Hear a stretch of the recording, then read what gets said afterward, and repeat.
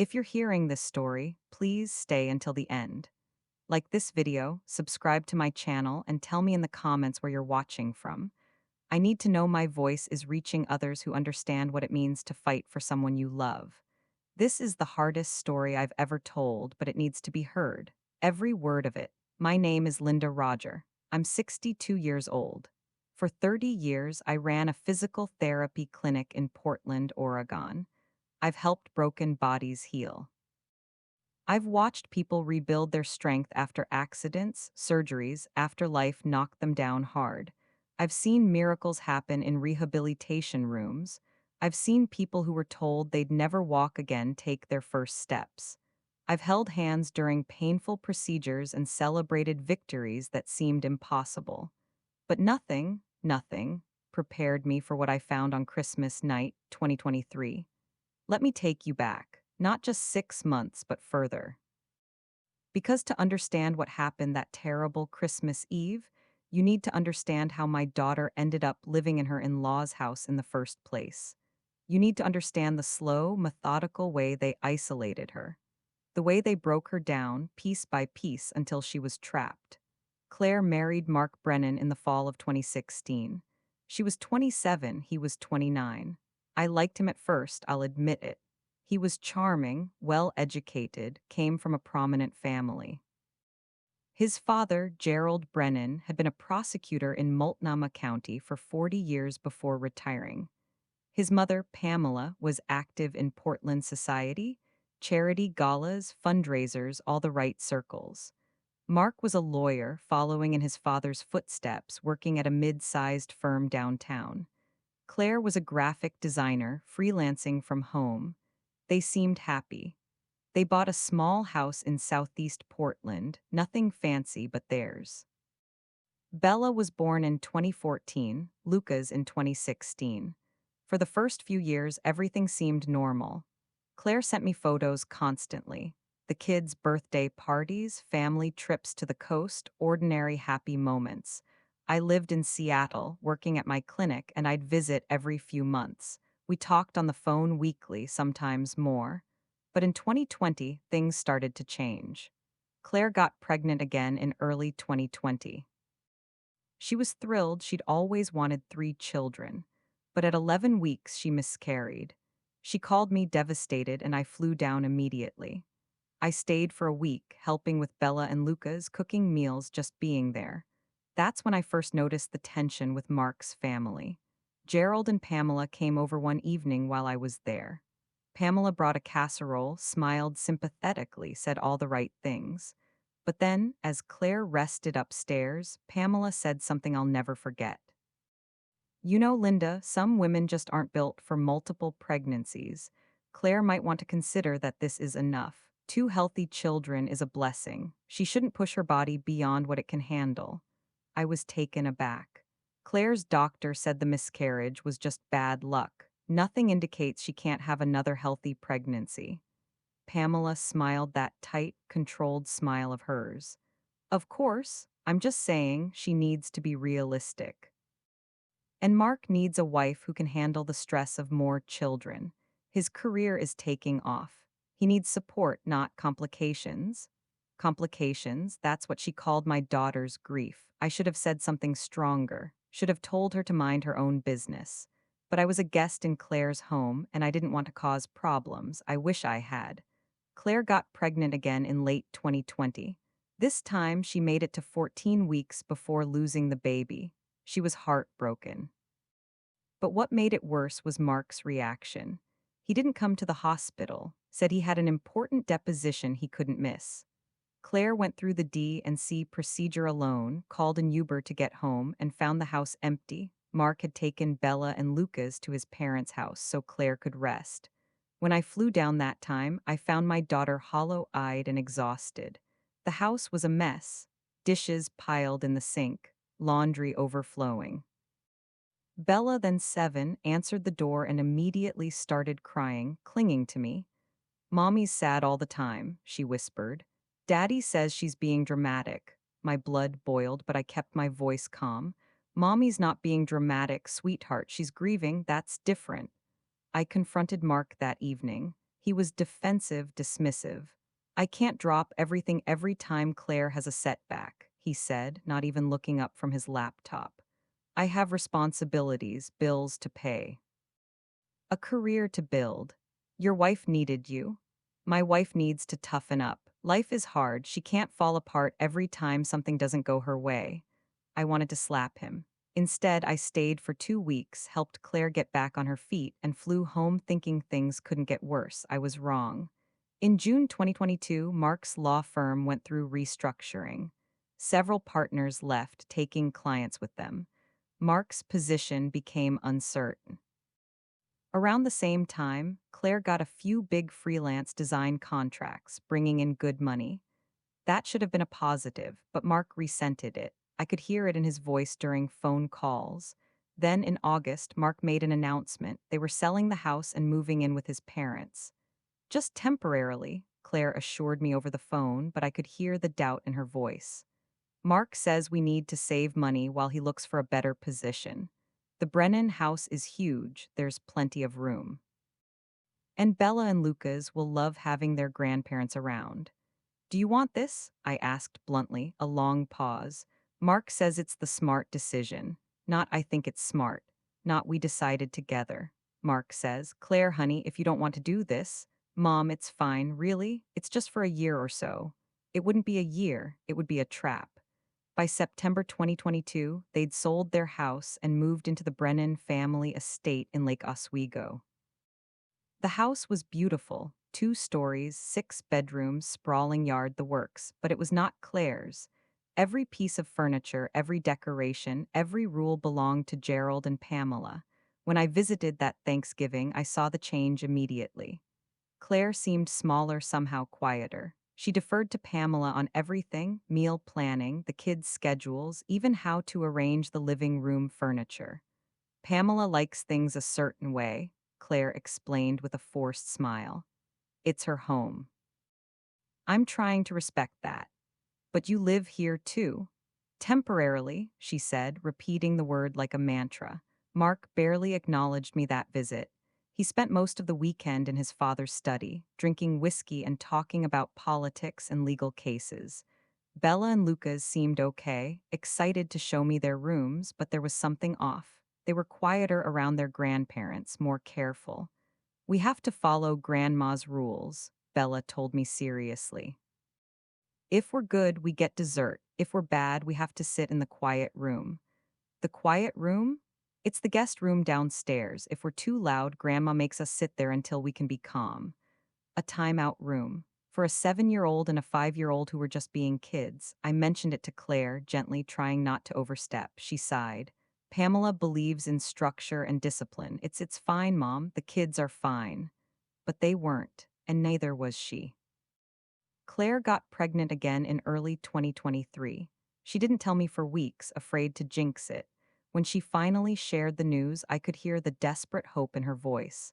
I'm being so careful this time, Mom. I'm taking all the vitamins, resting, doing everything right. I know you are, sweetheart. Mark says if I lose this one, maybe we should stop trying, that maybe it's a sign. A sign, like God was sending messages through her body's failures. What do you want? I asked. I want this baby, she whispered. I want it so badly. She made it to 14 weeks, further than the last time. She started to believe this one would stick. Then in June, it happened again. Claire called me on a Tuesday afternoon. I was between patients, eating a sad desk lunch of leftover pasta when my phone buzzed. I smiled when I saw her name. My beautiful girl, my only child. Mom, she said, and immediately I knew something was wrong. Her voice had that thin, stretched quality, like a wire pulled too tight, ready to snap. Sweetheart, what's wrong? A long pause, too long. I could hear her breathing, shaky and uneven. I lost the baby. My heart dropped into my stomach. Oh no, honey. 14 weeks, she whispered. I thought this time would be different. I made it past the first trimester. I thought. She dissolved into tears, and I sat there in my office, 500 miles away in Seattle, completely helpless. This was her third miscarriage in 3 years. 3 babies lost. 3 times I'd watched my daughter's dreams shatter. Where is Mark? I asked, trying to keep my voice steady. Another pause. This one felt heavier, loaded with something darker than grief. He's dealing with it in his own way.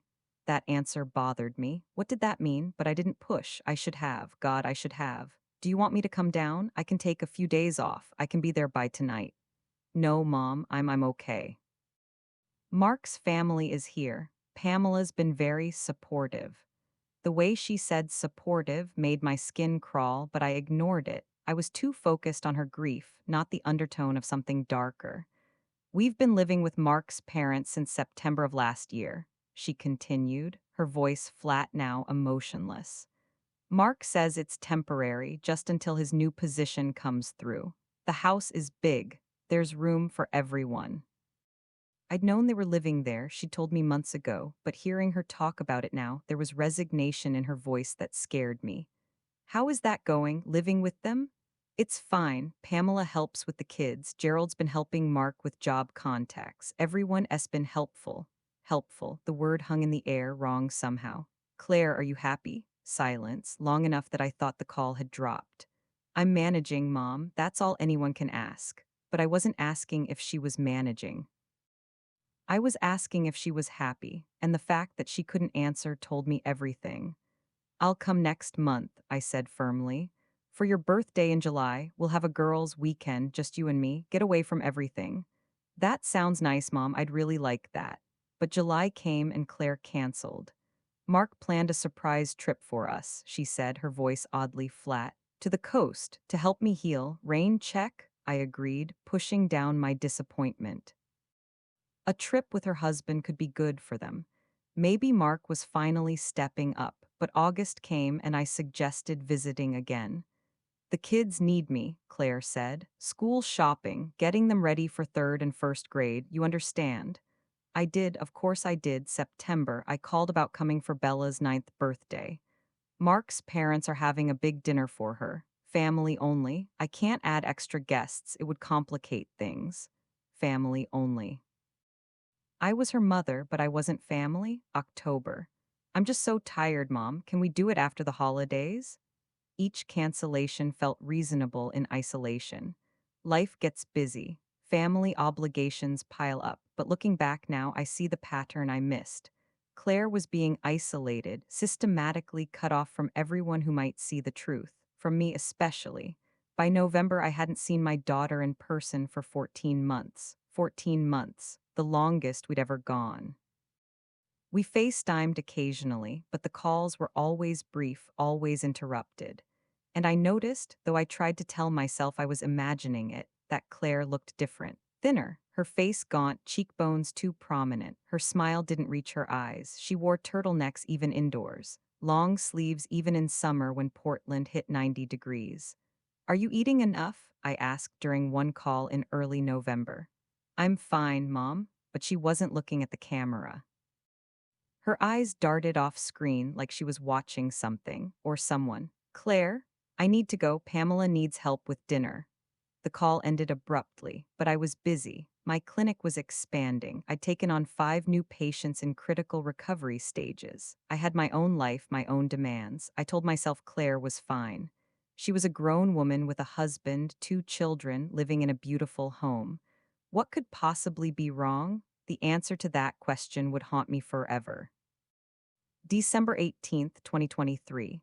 That's when everything changed. That's when I first tried to call Claire about Christmas plans. No answer. I frowned but didn't panic. Maybe she was busy. I called again that evening. Voicemail. The next day, December 19th, I tried 4 times. Morning, noon, afternoon, evening. Nothing. I texted, "Honey, are you okay? Call me when you can. Love you." The message showed delivered but never read. By December 20th, I was pacing my apartment like a caged animal. Something was wrong. Mothers know. We have this instinct, this primal awareness when our children are in danger. It doesn't matter if they're 5 or 35. That connection never breaks. I called Mark's cell phone. He answered on the 3rd ring, his voice smooth and unconcerned. "Linda, hi, what can I do for you?" "I can't reach Claire. Is she okay?" "Oh, yeah, she's fine, just going through a rough patch. You know how she gets around the holidays, depression and all that." depression and all that, like it was the flu, like my daughter's pain was an inconvenience. Can I talk to her? She's sleeping right now. The doctor prescribed some medication to help her rest. I'll have her call you when she wakes up. Medication? What medication? What doctor? Mark, I'm worried. She hasn't answered my calls in days. Linda, trust me, she's fine. She's just been struggling. Since the last miscarriage. My family's taking good care of her. We've got everything under control. But his voice was too smooth, too practiced, like he'd rehearsed this conversation. I'd like to speak to her myself. Like I said, she's resting. I'll have her call you. She never called. December 21st, I tried Claire's cell again. It went straight to voicemail, like the phone had been turned off. Later, I would learn that Mark had taken her phone weeks earlier, claiming she was harassing his family with texts. Another form of control, another way to isolate her. But in that moment, I didn't know. I just knew my daughter was unreachable. I called the house line. Yes, the Brennans still had a landline because Gerald insisted on it for reliability. Pamela answered, her voice syrupy sweet. Linda, how lovely to hear from you. I need to speak to Claire. Oh, she's not available right now, dear. She's been having some episodes. We're taking care of her. Don't you worry. What kind of episodes? A delicate pause. You know, Claire has always been fragile, even as a girl. Since the last miscarriage, she's been struggling. We've been trying to get her to see someone, but she refuses, very stubborn about it, won't accept that she needs help. That didn't sound like Claire. My daughter had seen therapists before after her first miscarriage. She wasn't opposed to help. I'm coming to Portland, I said. Oh, there's no need for that. Pamela's voice sharpened just slightly. We have everything under control. Besides, you wouldn't want to stress Claire out with unexpected visitors. You know how she gets overwhelmed. The holidays are hard enough without adding extra pressure. She's my daughter, Pamela. And she's our daughter-in-law living under our roof. We see her every day, Linda. We know what she needs right now. Trust us, we're family. The way she said our roof sent a chill down my spine. Not their home. Our roof, like Claire was a guest who could be evicted. Let me talk to the kids then. Let me talk to Bella and Lucas. Another pause. The children are at school right now, and honestly, it might be better not to get them involved in Claire's situation. They're confused enough as it is. What does that mean? It means, Pamela said slowly, carefully, that Claire's behavior has been erratic. The children have been upset by it. We're trying to give them stability while their mother works through her issues. Every word was calculated. Every phrase designed to paint Claire as the problem. I'll call back this evening to talk to them. I really don't think I'll call back. I hung up before she could argue. But when I called that evening, and again the next morning, no one answered the landline. I left message after message. None were returned. I stood in my kitchen, phone in hand, that terrible instinct screaming louder than ever. Something was very, very wrong. On December 22nd, I did something I'd never done before. Something that felt like a violation of privacy, but desperation trumped propriety. I called Bella's school, Helen Keller Elementary in Lake Oswego. Hi, this is Linda Roger. I'm Bella Brennan's grandmother. I'm trying to reach her mother, Claire Brennan, but I'm having trouble getting through. I was hoping you might have a different number on file or could pass along a message. The woman on the other end, a secretary with a kind voice, paused. Oh, Mrs. Roger. I remember you from Bella's kindergarten graduation. Let me see. Actually, I'm not really supposed to discuss this, but is everything okay with the family? My heart started pounding. Why do you ask? Well, Bella and Lucas haven't been attending school regularly since October. We've sent several notices home about their absences, but we haven't gotten any response except for calls from Mrs. Pamela Brennan saying the children are sick. My blood went cold. What do you mean? Between the two of them, they've missed 23 days since the start of the school year in September. At first, it was just a day here and there, Mondays mostly. But starting in mid-October, the absences became more frequent. Then in early December, they stopped coming almost entirely. They attended 2 days the week before winter break, then nothing. I gripped the phone so hard my knuckles went white. 23 days? Yes, ma'am, it's concerning. We've asked for doctor's notes, but Well, the Brennan family has been very generous with donations to the school. New library wing, computer lab, athletic equipment. So administration has been, shall we say, flexible about enforcing attendance policies. Money, power, buying silence, even from a school charged with protecting children. Have you seen Claire, their mother? Another pause, longer this time. Not since September. Back to school night was the last time. She seemed tired, thin, but she was there, engaged with the teachers. Since then, it's always been Mr. Mark Brennan or Mrs. Pamela Brennan doing pickups when the children do attend. They're always dropped off by a driver. I think the family employs someone. Did Claire seem okay? In September, the secretary's voice dropped lower. Between you and me, Mrs. Roger, no. She looked exhausted. She'd lost weight. And when I asked how she was doing, she just smiled and said she was fine. But her hands were shaking. I remember noticing that. And she kept looking at her phone like she was worried about something. Why were the kids missing school in October? I pressed. What reasons did the family give? The early absences in October were always on Mondays. Mrs. Pamela Brennan called each time saying the children had caught a cold, stomach bug, that sort of thing. Children do get sick, so initially we didn't think much of it. But when I checked Bella's classroom participation, her teacher mentioned that Bella had become withdrawn. She used to be vibrant, talkative, always volunteering to read aloud. But starting in late September, she became quiet, stopped participating, stopped turning in homework. And Lucas, his first grade teacher, said similar things. He started having accidents wetting himself, which hadn't been an issue before. When the teacher asked him about it, he said he was scared to use the bathroom at home because grandma didn't like noise. I felt sick. And no one followed up on this? We did. We called several times. Mrs. Pamela Brennan assured us the children were going through an adjustment period with their mother's mental health struggles. She said they were working with a family therapist, though she never provided documentation. And again, the family's standing in the community, she trailed off, but I understood. The Brennans' money and influence had bought compliance, had bought silence while my grandchildren suffered. Mrs. Roger, is everything okay with that family? The secretary asked again. I've been worried. I even mentioned it to our counselor, but she said without evidence of abuse, we can't interfere with a family's medical decisions. Medical decisions, as if whatever was happening was legitimate care. I'm about to find out what's happening, I said, and I need you to do something for me. If anyone asks, if anyone from the Brennan family calls to ask if you've spoken to me, I won't say anything, she said quickly. I'll just say you called asking for a different contact number. Thank you. After I hung up, I sat in stunned silence.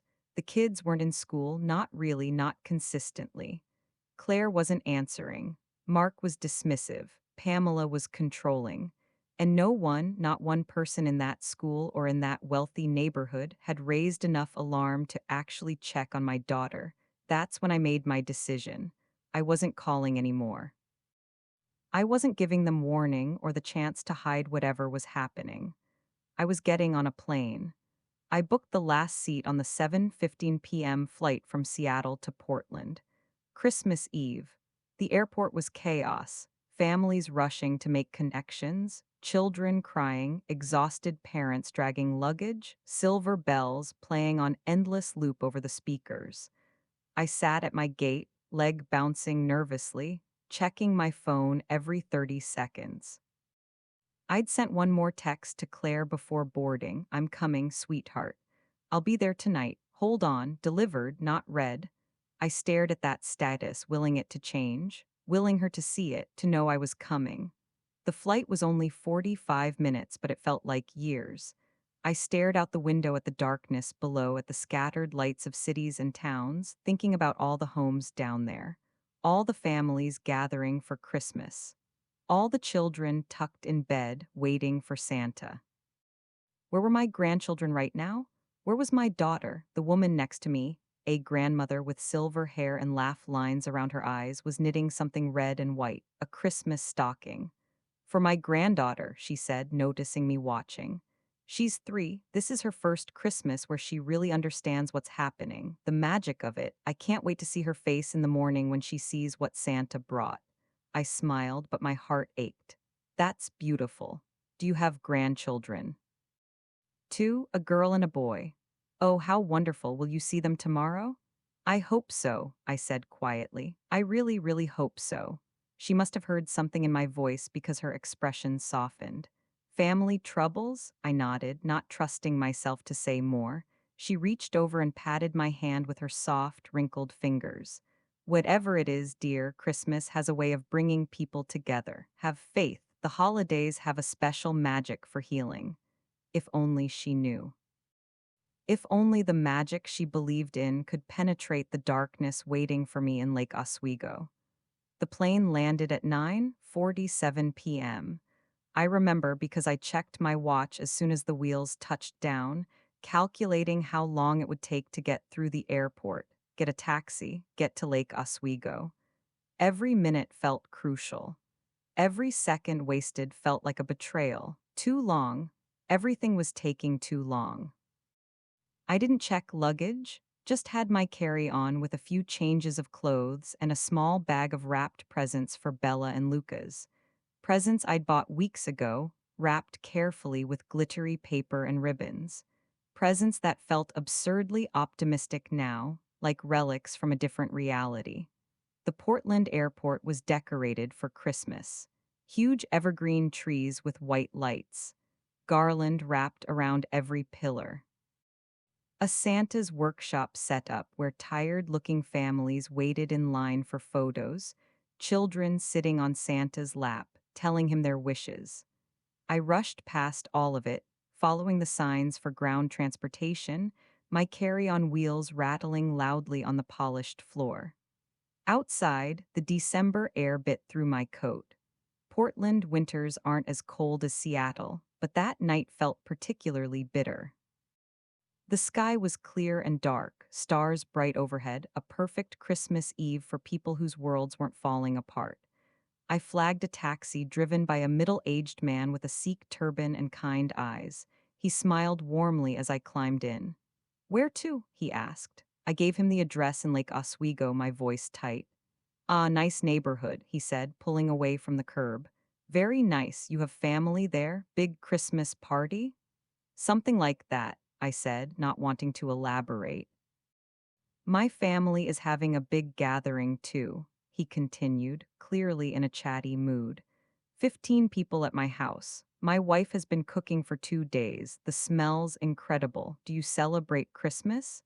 Yes, it's a beautiful holiday. Family, togetherness, love, that's what matters, yes?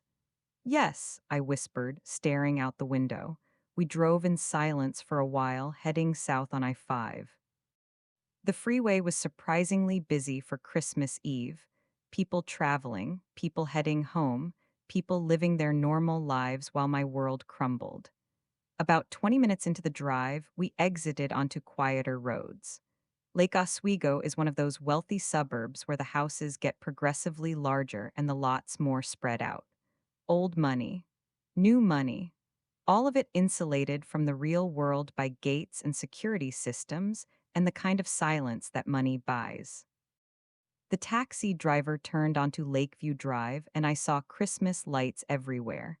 Houses decorated within an inch of their lives, rooftop reindeer with glowing noses, inflatable snowmen towering on front lawns, trees visible through picture windows surrounded by mountains of perfectly wrapped presents.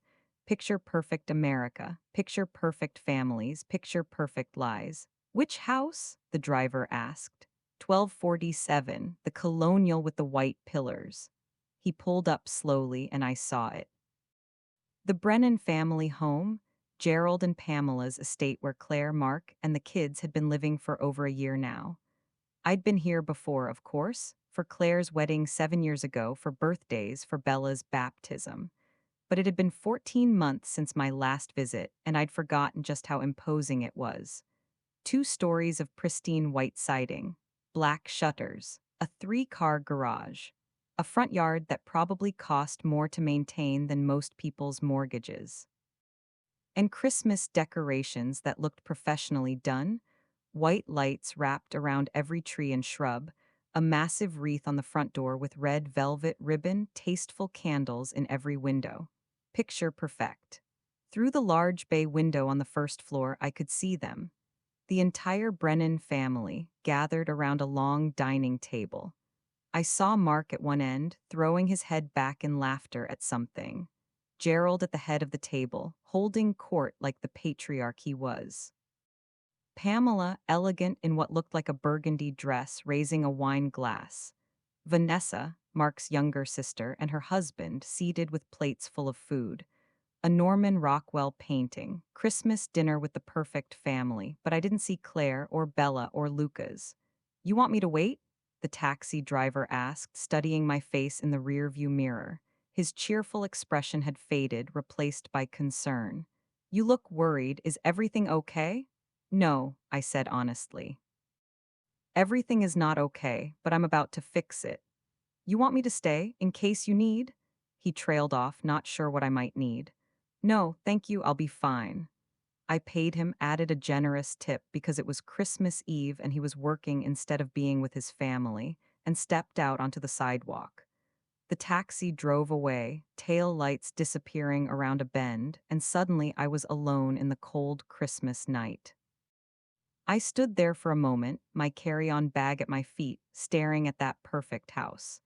My heart hammered so hard I could hear it in my ears. Every instinct I had screamed that something was wrong. I started up the walkway, brick pavers, perfectly clean of snow and ice because the Brennans paid a service for that. The Christmas lights twinkled. Somewhere in the distance, I heard church bells. A choir singing, "O Holy Night. O Holy Night, the stars are brightly shining." It is the night of our dear Savior's birth. I was 3 steps from the front door when I heard it, the sound that would change everything. A woman crying. I froze. The sound was faint, muffled, coming from somewhere below, not from inside the house where the family laughed and ate, from under the house, from the basement. My body moved before my mind caught up. I dropped my bag and ran to the side of the house, following the sound. My boots crunched on the frozen grass. Christmas lights from a neighbor's house cast strange shadows across the lawn. There, on the side of the house at ground level, a small basement window covered with an iron grate. I dropped to my knees in the freezing grass and pressed my face to the bars. "Claire?" I whispered, my breath fogging in the cold air. The crying stopped abruptly. Silence, terrible, heavy silence that made my heart stop. Then, in a voice I barely recognized, hoarse, broken, barely human, my daughter answered. "Mom." I've tried to describe that moment to people. That split second when you hear your child's voice and know, with absolute certainty, that they're in mortal danger. There are no words for it. Your blood turns to ice, your heart stops. Your brain screams at you to act, to move, to save them, but your body won't obey because the shock is too great. "Claire," I pressed myself against the grate, trying to see into the darkness. "Oh my God, Claire, what?" "Mom, please." Her voice cracked, desperate and raw. "Please get me out, please. I'm so cold, I'm so hungry. Mom, I can't feel my feet anymore. I can't feel my hands. Please?" Her words dissolved into sobbing that sounded like an animal in pain, like something dying. I could see her now, my eyes adjusting to the darkness of the basement. She was sitting on bare concrete, knees pulled to her chest, wearing only a thin nightgown, the kind of cheap, cotton thing you'd get from a discount store. Her hair was matted, hanging in greasy clumps around her face. Her arms, wrapped around her knees, were bone-thin. I could see her ribs through the nightgown, and in the corner, illuminated by the faint light from outside, I saw a bucket. The smell hit me then. Urine, feces, the stench of human waste and despair. "Oh my God," I whispered. "Oh my God, baby, what did they do to you?" "They locked me down here," Claire said, her voice shaking so badly I could barely understand her. "After I broke the plate. After I fought back, they said I was dangerous. They said I needed to learn my place. They said," her voice broke completely, dissolving into sobs. "How long?" I asked, though I wasn't sure I wanted to know the answer. "How long have you been down here?" I don't know anymore. Time stopped. Days, weeks? Mom, I tried to count, but I lost track. So cold, so dark. They said they'd let me out if I apologized, if I admitted I was crazy. But I'm not crazy, I'm not. Mom, please believe me, I'm not. I know, baby, I know you're not crazy, they are. I stood up, my legs shaking, rage and terror fighting for control of my body. I'm going to get you out right now. I looked toward the house where golden light spilled from the windows, where I could see Mark throw his head back, laughing at something, where Pamela raised a wine glass in a toast. My daughter was locked in their basement, starving, freezing, left to die like an animal, and they were having Christmas dinner. I needed to get inside, I needed the key, but more than that, I needed to see their faces when I exposed them.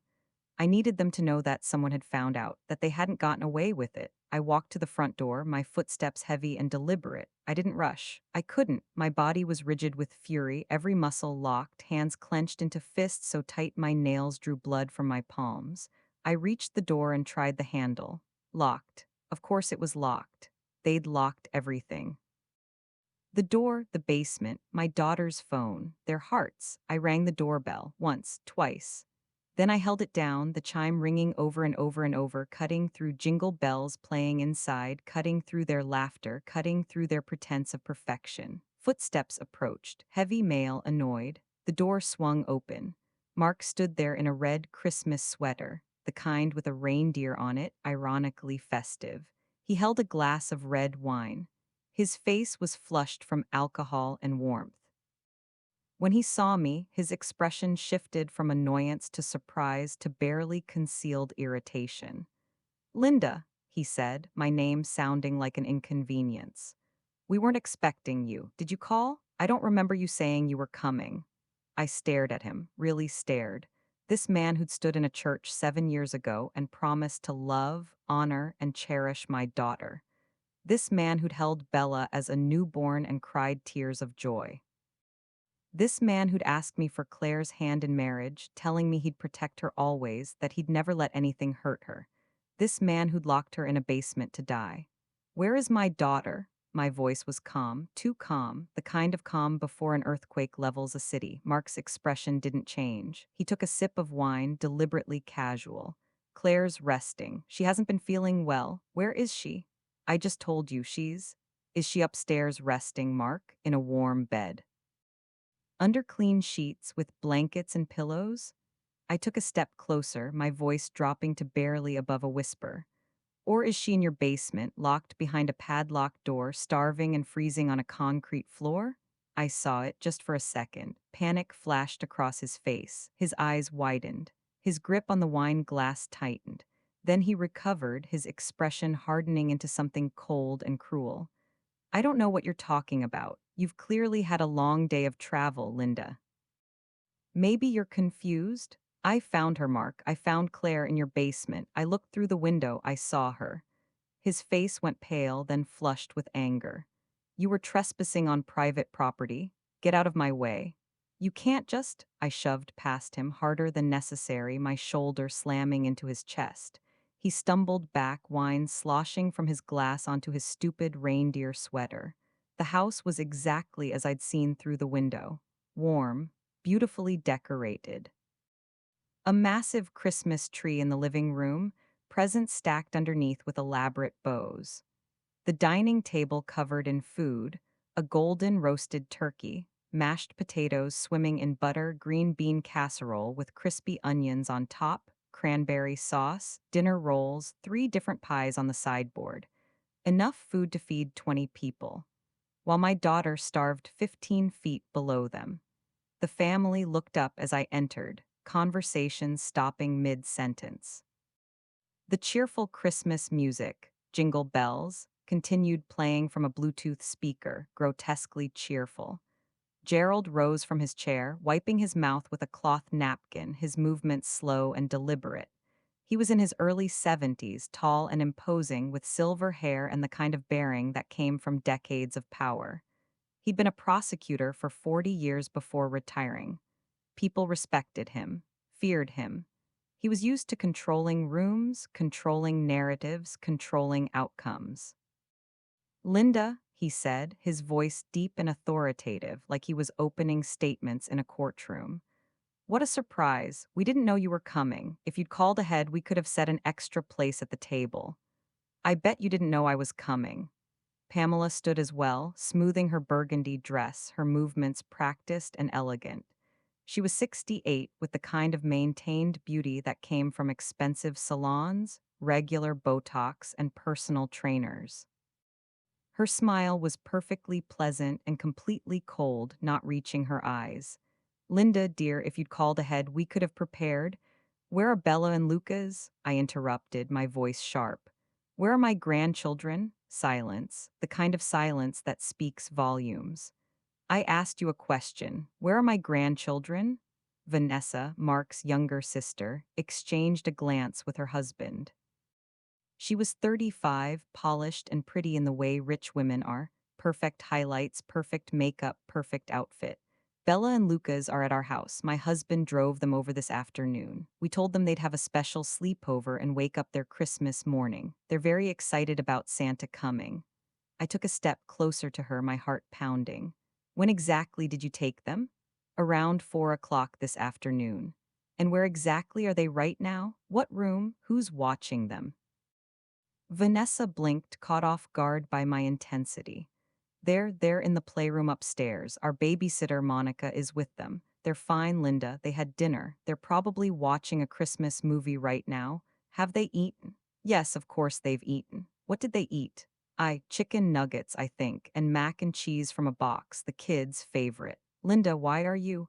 Have they asked about their mother? My voice was sharp as a knife, cutting through her composure. Have Bella and Lucas asked where Claire is? What did you tell them? Vanessa's face flushed. She glanced at Mark, then back at me, her confidence wavering. We told them their mother was at a special hospital, getting help, professional help. A special hospital. I repeated the words slowly, tasting their poison. You've been lying to them. We've been protecting them. Vanessa's voice rose, defensive now angry, from seeing their mother in that state, from her instability. From her episodes. How long? I interrupted, my voice dropping to something dangerous. How long have Bella and Lucas been asking about their mother? Days, weeks? Vanessa hesitated, and in that hesitation I saw the truth written across her face. Weeks, I said quietly. They've been asking for weeks, haven't they, every day? Where's Mommy? When can we see Mommy? What have you been telling them? Mark stepped forward, his voice cold and controlled. We told them their mother needed rest. That she wasn't well enough to see them, that she was getting treatment. Which is the truth, Linda. Claire has been having severe mental health episodes. We've been trying to help her. The truth? I turned on him, fury blazing through every cell in my body. The truth is you locked their mother in a basement and told her children she abandoned them. We never said she abandoned them, Pamela interjected smoothly, her voice maddeningly calm. We said she was unwell, which she is. Mental illness is a serious condition that requires. When was the last time Bella and Lucas saw their mother? I demanded, cutting her off, my voice echoing in the suddenly silent room. When was the last time they actually saw Claire, touched her, hugged her? Silence. No one wanted to answer. I looked around the room, from Mark to Gerald to Pamela to Vanessa. Answer me. When? Early December, Vanessa finally admitted, her voice barely above a whisper, her eyes dropping to the floor. Maybe. Maybe the first week of December. 3 weeks. My grandchildren hadn't seen their mother in 3 weeks, and no one had told me. No one had called me. They'd erased Claire from her own children's lives. Did they cry? I asked, my voice breaking despite my efforts to stay strong. When you separated them from their mother, did Bella and Lucas cry? Vanessa looked away, her jaw tight, refusing to answer. They cried, I said, not needing her confirmation. I could picture it so clearly it hurt. My sweet Bella, 9 years old, confused and scared, not understanding why Mommy wouldn't come out of her room, why Mommy wouldn't talk to her. Little Lucas, 7 years old, clutching his stuffed dinosaur, asking every day when Mommy would come back, believing the lies that she was at a hospital, that she'd be home soon. Linda, Gerald said, his voice taking on that authoritative prosecutor tone he'd perfected over 40 years. You're upset. You're not thinking clearly. You've had a long journey, you're tired. The children are safe, warm, fed, and happy at Vanessa's house. That's what matters. Claire is being cared for here. Everything is under control. Now I think it's time you left before. Before what? I turned on him, my voice deadly quiet. Before I expose what you've done, before I tell everyone that the great Gerald Brennan, respected prosecutor, locks women in basements. You're making wild accusations, Gerald said, his voice hardening, the friendly facade dropping. Based on what? A brief glimpse through a window. You don't know what you saw. I know exactly what I saw, my daughter, locked in your basement, starving.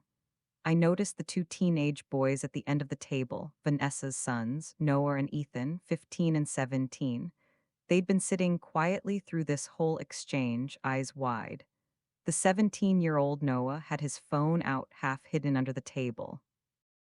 Our eyes met briefly, and I saw something flicker across his face. Discomfort, recognition that what his family had done was wrong, maybe even horror. Good, record this, record all of it, let the world see. Gerald cleared his throat, attempting to regain control of the situation, of the narrative. Linda, I think there's been some misunderstanding. Claire has been having severe psychiatric episodes. She became violent, attacked Vanessa, threw dishes, screamed at the children. We had no choice but to isolate her temporarily for everyone's safety. It's a medical situation. Stop lying. My voice was steel. I want the key to the basement, now. I don't think that's a good idea, Gerald said, his tone patronizing. For your own safety and for Claire's, she's unpredictable, dangerous. If you go down there, the key, now. Mark crossed his arms, a smug smile playing at his lips. You're in our home uninvited, Linda. Technically, you're trespassing, breaking and entering. You have no right to demand anything. I looked at him, really looked at him, and saw the calculation in his eyes. He thought he had all the power, thought his family's money and connections would protect them, thought I was just a hysterical woman who could be dismissed. He was wrong. I found my daughter locked in your basement, I said slowly, clearly, making sure every word landed. Starving, freezing in her own waste, and you're having Christmas dinner. You think that's going to play well when the police arrive? Mark's smile wavered slightly. The police? You're going to call the police? Yes. And tell them what? That we're caring for our mentally ill family member, that we're trying to help someone who's become a danger to herself and others. He laughed, the sound ugly and dismissive. Go ahead, Linda, make that call. Let's see who they believe, a respected family with decades of community standing, or an out-of-town grandmother making hysterical accusations. I have photos, I said quietly. That stopped him. I took pictures through the basement window of Claire, of the conditions you're keeping her in. Mark's face went white. Pamela's wine glass froze halfway to her lips. Gerald's expression hardened into something dangerous. Those photos were taken on private property without permission, Gerald said, his lawyer mind working fast. They're inadmissible. Any lawyer would. I'm not in court yet, Gerald. I'm talking about public opinion. I'm talking about posting those photos online. I'm talking about sending them to every news outlet in Portland. How do you think that's going to look? Gerald Brennan, former prosecutor, accused of imprisoning his daughter-in-law, Pamela Brennan, society matron, hosting Christmas dinner while a woman starves in her basement? You wouldn't dare, Pamela hissed, her perfect composure finally cracking. Watch me. For a long moment, no one moved. The only sound was jingle bells still playing on that stupid speaker, grotesquely cheerful. Then Gerald made a decision. I saw it happen, saw him choose a different strategy. Linda, he said, his voice softening into something that might have passed for reasonable. Let's all take a breath. You're clearly upset. You've seen something that concerned you. I understand that, but there's context you're missing. Claire has been unwell, truly unwell. We've been trying to help her, but she won't accept help. She refuses medication, refuses therapy. She became violent. We had to make difficult decisions for everyone's safety. You locked her in a basement. We isolated her temporarily, he corrected, like the words made a difference. In a secure location where she couldn't hurt herself or anyone else, it's no different than what a hospital would do with a patient in crisis. And yes, she's been refusing food, which is part of her illness. We've offered meals. She throws them. We've offered water. She dumps it out. What are we supposed to do? It was a good story. A practice story, the kind of story a former prosecutor would construct, full of reasonable sounding justifications. If that's true, I said slowly, then you'll have no problem with me seeing her, talking to her, hearing her side. I don't think that's wise right now, Pamela said quickly. She's not in a state to. I wasn't asking for permission. I turned toward the hallway where I'd spotted the basement door earlier during my brief glimpse inside, but Mark moved to block my path. You're not going down there. Move. No, this is my house. Your parents' house, I corrected. And I'm going to see my daughter. Either you move or I move you. I saw the calculation in his eyes. He was bigger than me, younger, but I was a woman with 30 years of Brazilian jiu-jitsu training and nothing left to lose. Mark, let her go, Gerald said quietly. Mark turned, surprised. Dad, let her go. Let her see Claire. Maybe once she sees the reality of the situation, she'll understand why we've made the decisions we've made. It was a trap, I realized. He was counting on Claire being so broken, so incoherent that I'd believe their story, that I'd think they were right. Fine, Mark said, stepping aside with an ugly smile. Go ahead, Linda, see for yourself. I walked through the house to the hallway. The basement door was a white door, indistinguishable from any other closet door, except for one detail that made my blood run cold, a heavy-duty padlock on the outside. The kind of lock you use for a storage unit, for a tool shed, for a prison cell, not for a door inside a family home where you're supposedly helping someone. Give me the key, I said. Mark pulled a keyring from his pocket, selected a small brass key, and held it out. But when I reached for it, he pulled it back.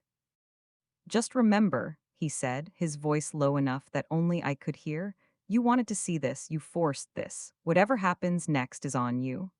I snatched the key from his hand. My hands shook as I tried to fit the key into the padlock. Behind me, I could hear the family gathering in the hallway, all of them coming to watch, to see if their story would hold, to see if I'd believe them. The key turned. The padlock clicked open. I pulled it free and threw it aside. It clattered on the hardwood floor, the sound loud in the tense silence. I opened the door. The smell hit me first, a wave of rot and waste and sickness and despair so powerful I had to step back, my hand covering my mouth and nose. Vomit rose in my throat. Behind me I heard Pamela say, "You see?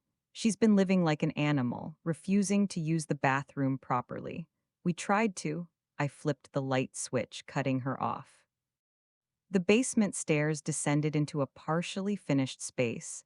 Bare concrete walls, exposed pipes, a few cardboard boxes stacked in one corner, a hot water heater, a furnace that clearly hadn't been turned on in weeks, maybe longer. And at the bottom of those stairs, curled against the far wall, was my daughter. Claire had always been petite, 54, maybe 120 pounds normally. She'd been slim but healthy, with curves and muscle tone from chasing after two active kids. The woman I saw now couldn't have weighed more than 85 pounds. Her face was skull-like, cheekbones jutting out sharply, eye sockets sunken so deep her eyes looked like they'd retreated into her head. Her skin was grayish pale, almost translucent. Her hair, once shiny and dark and beautiful, hung in matted, filthy tangles, clumped together with God knows what. The thin nightgown she wore, and I use the word wore loosely because it barely covered her anymore, was stained with things I didn't want to identify, torn in several places. One strap had broken, hanging loose. But the worst part, the image that will haunt me until the day I die, was her hands. Her fingernails were bloody and broken, torn down to the quick. Some were missing entirely, ripped off. The concrete wall behind her had scratches in it. Deep gouges, dozens of them, where she'd tried to claw her way out. How many hours had she spent doing that? How many hours in the dark, alone, desperate, trying to dig through solid concrete with her bare hands? Claire, I whispered, descending the stairs slowly so I wouldn't frighten her. Each step felt like walking into a nightmare. Baby, it's Mom, I'm here. She looked up at me, and for a moment she didn't seem to recognize me. Her eyes were unfocused, confused, seeing but not comprehending. Then clarity hit, and she started to cry. Not the loud, cathartic crying of relief. The soft, hiccuping sobs of someone who'd cried so much they had nothing left. The sobs of someone who'd given up hope and couldn't quite believe hope had returned. Mom, she whispered, her voice hoarse and broken. Is this real? Are you real? Or am I dreaming again? I crossed the distance between us and dropped to my knees beside her, pulling her into my arms. She felt like a bird, hollow bones. No weight at all, like I was holding a skeleton with skin stretched over it. I'm real, sweetheart. I'm here. I've got you. She collapsed against me, her body shaking violently, not just from emotion, but from cold. Her skin was ice cold to the touch. Her lips had a bluish tinge. I thought I was going to die down here, she whispered against my shoulder. I thought no one would find me. I thought this was it. This was how I'd die, alone in the dark. How long? I asked, my voice breaking. I needed to know, even though I wasn't sure I could handle the answer. How long have you been down here? I don't. I don't know. Time stopped. There's no windows except that one, and it's so small. Sometimes it's dark, sometimes there's a little light, but I lost track. Days, a week, more? Her teeth chattered so hard she could barely form words. So cold, so hungry. I tried to keep track at first, tried to count the meals, but they stopped bringing meals. Or maybe I lost count. I don't know. I don't know anymore. I looked around the basement, my professional medical training kicking in even through the horror, taking in every terrible detail. A bucket in the corner, her toilet. It was overflowing, waste spilling onto the concrete floor. The smell was unbearable. A single empty water bottle on its side, about 6 feet from where she sat, like someone had tossed it to her. A plate on the floor, closer to the stairs than to Claire. It held a small piece of bread, moldy, green spotted, and what looked like rotten fruit, brown and mushy. But it was yards away from her, too far for her to reach in her weakened state. No blanket, no pillow, no heat source. Nothing but cold concrete and darkness and despair. They said they'd feed me if I apologized, Claire whispered, her voice so quiet I had to lean close to hear. If I admitted I was crazy, if I said I'd made everything up.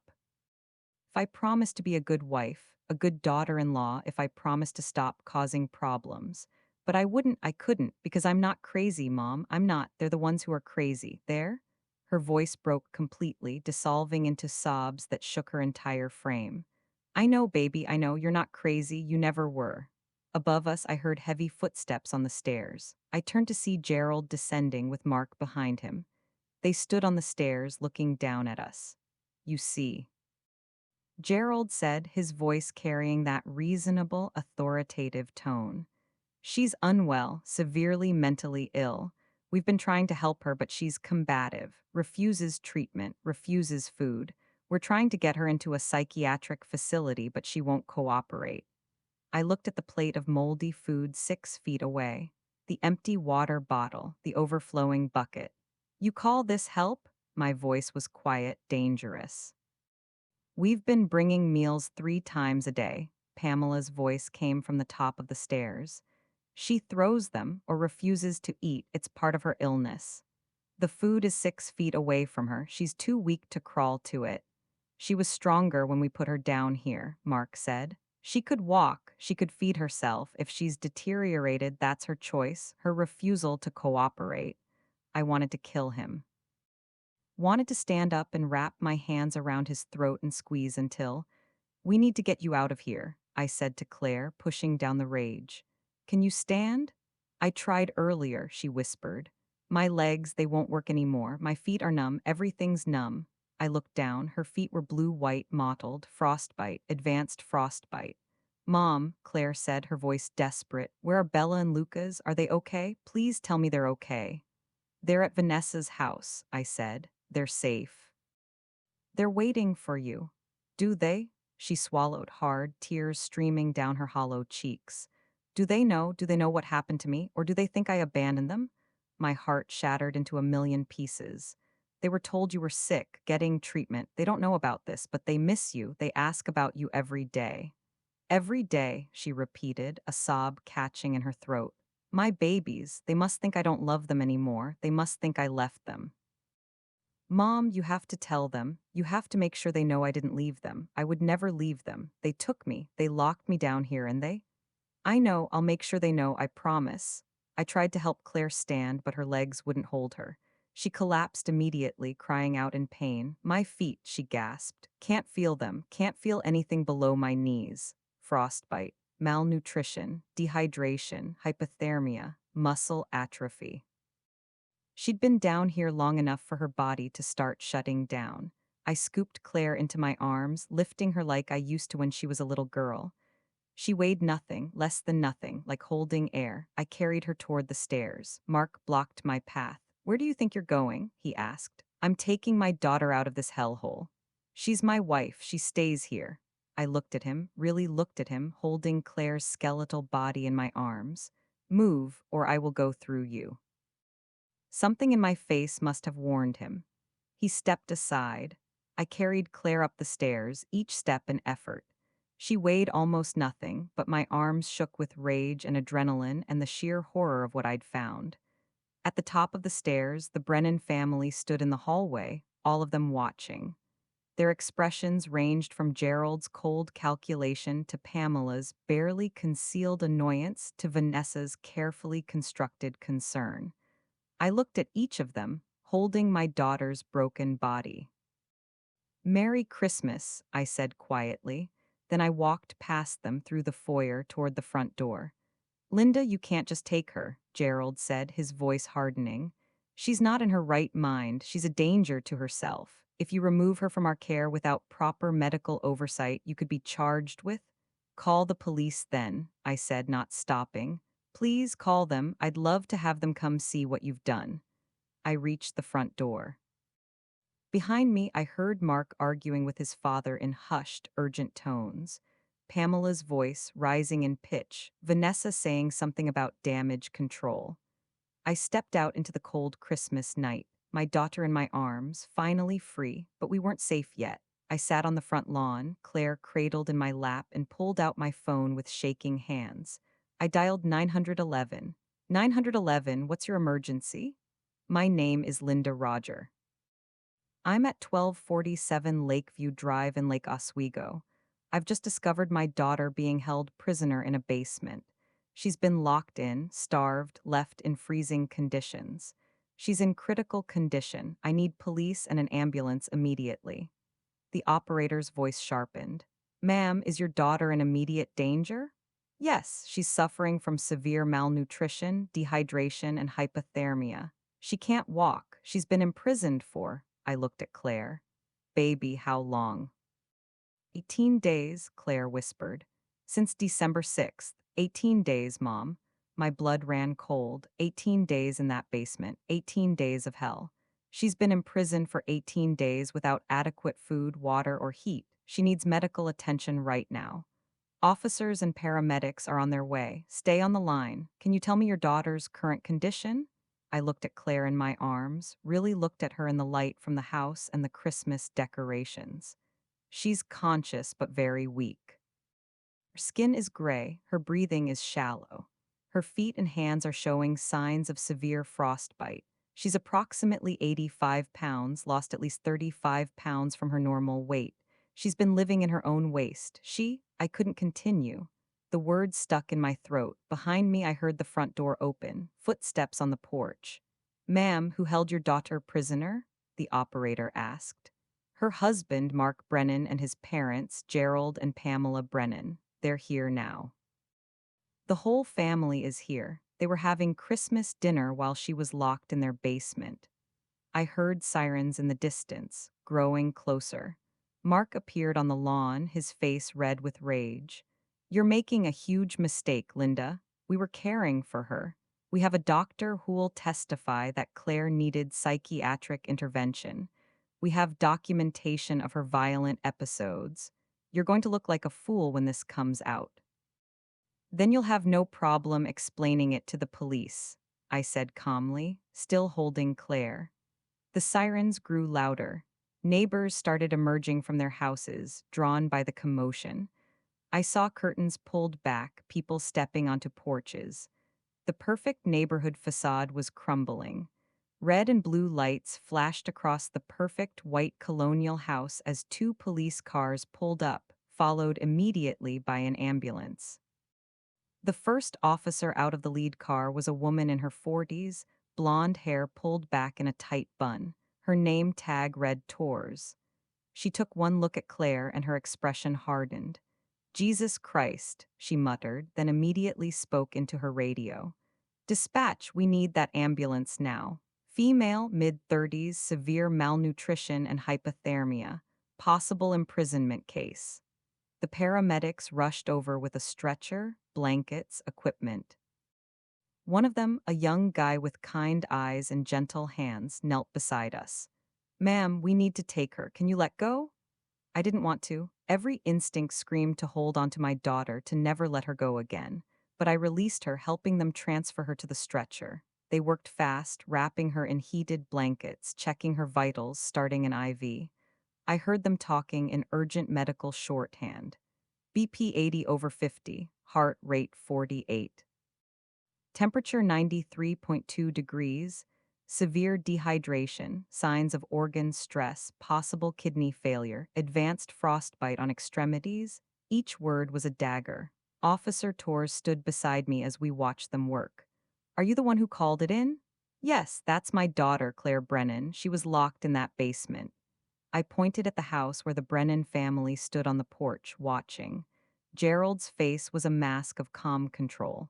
Pamela looked furious. Mark looked scared for the first time. How long was she in there? 18 days, since December 6th.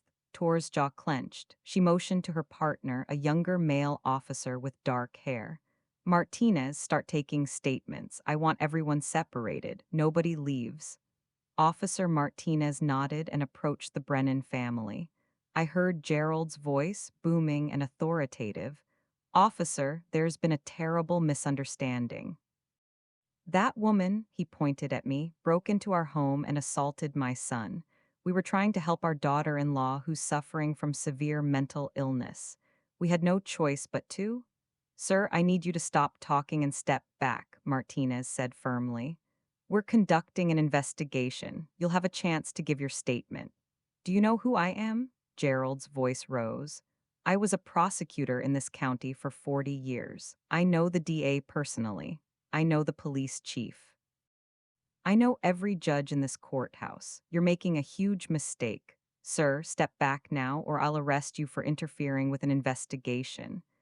That shut him up, but I saw him pull out his phone, saw him step away and start making calls, calling in favors, calling lawyers, starting the process of building his defense. The ambulance was getting ready to leave. A paramedic came over to me. Are you her next of kin? I'm her mother. We're taking her to Providence Portland Medical Center. You should come, she's asking for you. I looked at Officer Torres. I need to go with her. Go, she said. I'll need your full statement later, but your daughter needs you more right now. I'll call you at the hospital. I climbed into the ambulance. Claire was surrounded by equipment, monitors beeping, IV pumps humming, oxygen mask over her face. She looked so small under all those blankets. She reached out a trembling hand.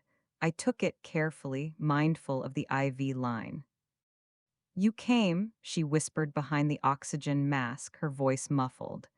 I prayed you'd come. Every day I prayed. I will always come for you, I said, my voice breaking. Always. The ambulance doors closed and we pulled away, sirens wailing. Through the back window, I watched the Brennan house recede into the distance, its Christmas lights still twinkling cheerfully. But for the first time in 18 days, my daughter was free. The ride to Providence Portland Medical Center was a blur of beeping machines and urgent medical jargon. I held Claire's hand the entire time, afraid that if I let go, she'd disappear, that this would all turn out to be a nightmare I couldn't wake from. BP dropping, need to increase fluids, core temp still 93, possible cardiac stress. The young paramedic kept working, adjusting IV lines, monitoring equipment, his hands steady and professional even though I could see concern in his eyes. "How long did you say she was in that basement?" he asked me. 18 days. He shook his head, his expression grim. "It's a miracle she's alive. Most people wouldn't survive 2 weeks in those conditions. Her body must have been shutting down." Claire's eyes were closed now, but I could see her chest rising and falling in shallow breaths. The oxygen mask covered half her face, fogging with each exhale. "Is she going to be okay?" I asked, my voice barely above a whisper. He hesitated, and that hesitation told me everything. "We're doing everything we can. The next 24 hours are critical. Her organs have been under severe stress. Kidneys, liver, heart, they're all struggling, but she's alive. She's fighting. That counts for a lot." The ambulance pulled into the emergency bay at Providence, Portland. The doors flew open, and suddenly there were people everywhere: doctors, nurses, technicians. They moved with practiced efficiency, rolling Claire's stretcher through automatic doors into a brightly lit hallway. I tried to follow, but a nurse stopped me gently. "Ma'am, you need to wait here. They're taking her straight to trauma. We'll update you as soon as we can." "I'm her mother. I need to be with her." "I know, but right now she needs the trauma team. There's a family waiting room right through those doors. Someone will come get you, I promise." I watched helplessly as they wheeled my daughter away, the stretcher disappearing around a corner. The automatic doors closed behind them with a soft whoosh, separating us. I stood alone in the emergency bay, still wearing my coat from the plane, my hands shaking. It was 1:47 a.m. on Christmas morning. The family waiting room was painted in calming blues and greens, with comfortable chairs and magazines scattered on side tables. A small Christmas tree sat in the corner, decorated with white lights and generic ornaments. A TV mounted on the wall played CNN with the sound off, showing year-end highlights.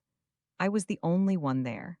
The ER was surprisingly busy for Christmas. I heard codes being called, saw other families in various states of distress, witnessed the controlled chaos that emergency rooms become during holidays when families gather and accidents happen. I sat in one of the chairs and finally let myself fall apart. I cried, deep, wrenching sobs that came from somewhere primal, for my daughter, for what they'd done to her, for the 18 days she'd suffered while I'd been 500 miles away, clueless, for the fact that I'd almost been too late. A volunteer, an elderly woman with kind eyes, appeared with a box of tissues and a cup of water. "Here, dear," she said softly. "Whatever it is, it'll be okay." I wanted to believe her. But I'd seen Claire's body, seen the frostbite, heard the paramedic's hesitation. Time moved strangely.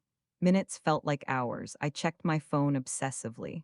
No calls yet from Officer Torres, no updates from the hospital staff. At 2:30 a.m., a doctor finally appeared. She was in her 50s with graying hair pulled back, wearing blue scrubs and exhaustion like a second skin. "Linda Roger?" I jumped to my feet. "Yes, that's me. How's Claire?" "I'm Dr. Sarah Mitchell. I'm treating your daughter." She gestured to a chair. "Let's sit." Those two words, "let's sit," made my heart plummet. Doctors only make you sit for bad news. We sat. Dr. Mitchell pulled her chair close, her expression serious but not without compassion. "Your daughter's condition is critical but stable. We've got her on multiple IV lines, treating the dehydration and malnutrition. We're slowly warming her core temperature. Too fast could cause cardiac arrest. We've started antibiotics because she's showing signs of infection, likely from the conditions she was kept in. But she'll survive?" I needed to hear those words. Dr. Mitchell hesitated again. "The next 24 to 48 hours are crucial. Her body has been through severe trauma. She's lost approximately 35 to 40 pounds from what appears to have been her normal weight. That level of starvation causes organ damage. Her kidneys are showing signs of acute failure. Her liver enzymes are elevated. Her heart rhythm is irregular. Each medical term was a punch to the gut. We're running comprehensive tests, blood work, cardiac monitoring, kidney function panels, based on the rate of weight loss, the severity of dehydration, the stage of frostbite, and the muscle atrophy. I estimate she was confined without adequate food, water, or heat for approximately 15 to 20 days. 18 days, I said, my voice hollow. She told me. December 6th to December 24th, 18 days. Dr. Mitchell's face hardened with barely suppressed anger. Then it's a miracle she's alive. Most people wouldn't survive that. Her body was in the final stages of starvation. Another few days and we'd be having a very different conversation. The words hung in the air between us. Another few days and my daughter would be dead. Can I see her? She's being moved to ICU right now. Once she's settled, you can see her for a few minutes. But I need you to be prepared. Dr. Mitchell's voice softened. She looks worse than when you found her because we've removed her clothing to examine her. The full extent of injuries is significant. What do you mean? Besides the obvious malnutrition and frostbite, she has extensive bruising in various stages of healing, defensive wounds on her arms, contusions consistent with being grabbed forcefully, and, she paused, choosing her words carefully, there are older injuries. Healed fractures in her ribs that weren't properly treated. Scars, some fresh, some old. Mrs. Roger, the abuse your daughter suffered didn't start in that basement. This has been going on for a while. I felt like I'd been punched. How long? Based on the healing stages of various injuries, months at minimum, possibly years. Years. While I'd been in Seattle, living my life, working at my clinic, my daughter had been suffering. And I hadn't known, hadn't seen it, hadn't saved her. Why didn't she tell me? I whispered. Abuse victims often hide it, especially when their abusers are in positions of power. They're told it's their fault. They're isolated from support systems. They're threatened. They start to believe the lies. Dr. Mitchell's voice was gentle but firm. This isn't your fault. The only people responsible for this are the ones who did it. But it felt like my fault. I was her mother. I should have known. There's something else, Dr. Mitchell continued. Given the circumstances, the imprisonment, the clear signs of abuse, we're required to report this to law enforcement. I understand police are already involved? Yes, officer tours from Lake Oswego PD. Good, we'll be documenting everything. Photographs, measurements, detailed medical records. This will all be evidence. Evidence for a trial against the Brennan family. Can they really be prosecuted? I asked. They're going to claim they were trying to help her, that she was mentally ill. Dr. Mitchell's expression turned steely. I've been an ER doctor for 28 years. I've seen mentally ill patients. I've seen psychiatric holds. I've seen legitimate medical interventions. What happened to your daughter was not medical care. It was torture, and I will testify to that in any court. At 3:15 a.m., a nurse came to get me. She's asking for you. I followed her through the ICU, a quiet, dimly lit ward where machines beeped softly and nurses moved like ghosts between rooms. We stopped at a room at the end of the hall. Through the window, I could see Claire on a bed, surrounded by machines, IV lines running into both arms, monitors displaying numbers I didn't understand, oxygen tube under her nose. 5 minutes, the nurse said softly. She needs rest. I entered the room. The machines beeped steadily, heart monitor, blood pressure, oxygen saturation. The heated blankets covered her, but I could still see how thin she was, how fragile. I approached the bed carefully, not wanting to disturb any of the equipment. Up close in the harsh hospital lighting, she looked even worse. Her skin was gray tinged. Dark circles under her eyes made her look like a skull. Her lips were cracked and bleeding. But she was alive. She was breathing. She was here. I took her hand carefully, mindful of the IV line taped to the back of it. Mom? Her eyes fluttered open. They were clearer now than in the basement, more focused, but still clouded with pain and exhaustion. I'm here, sweetheart. Is it really Christmas? Tears blurred my vision. Yes, baby, it's Christmas morning. I didn't think I'd see another Christmas. Her voice was barely audible, weak and scratchy. I thought that basement would be where I died, in the dark, alone. I thought nobody would ever find me. But I did find you, and you're safe now. Am I? Fear flashed across her face. Mom, what if they come here? What if Mark comes? What if they take me back? They have lawyers, they have money, they have connections. I'm nobody. Who's going to believe me? Everyone's going to believe you, I said firmly.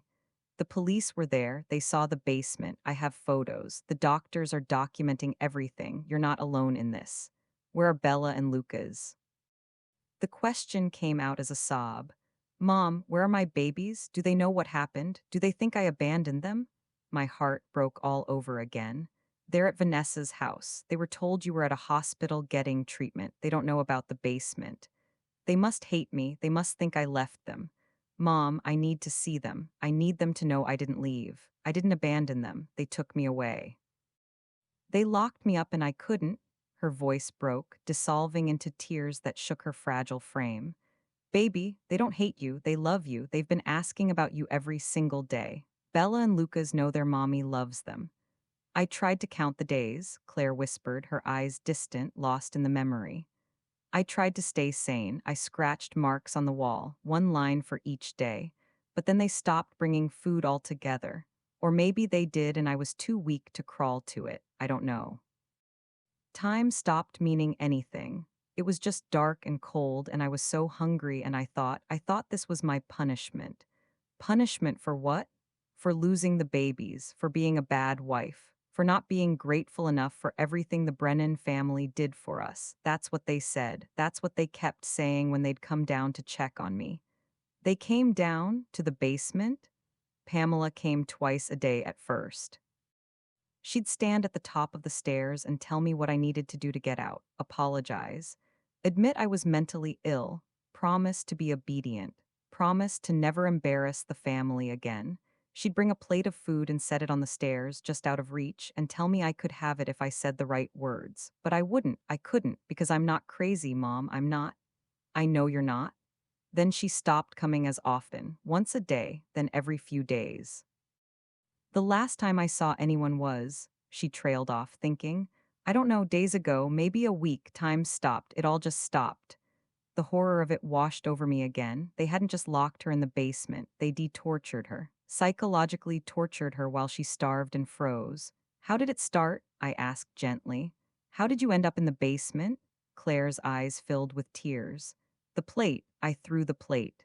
Claire took a shaky breath and began to tell me everything.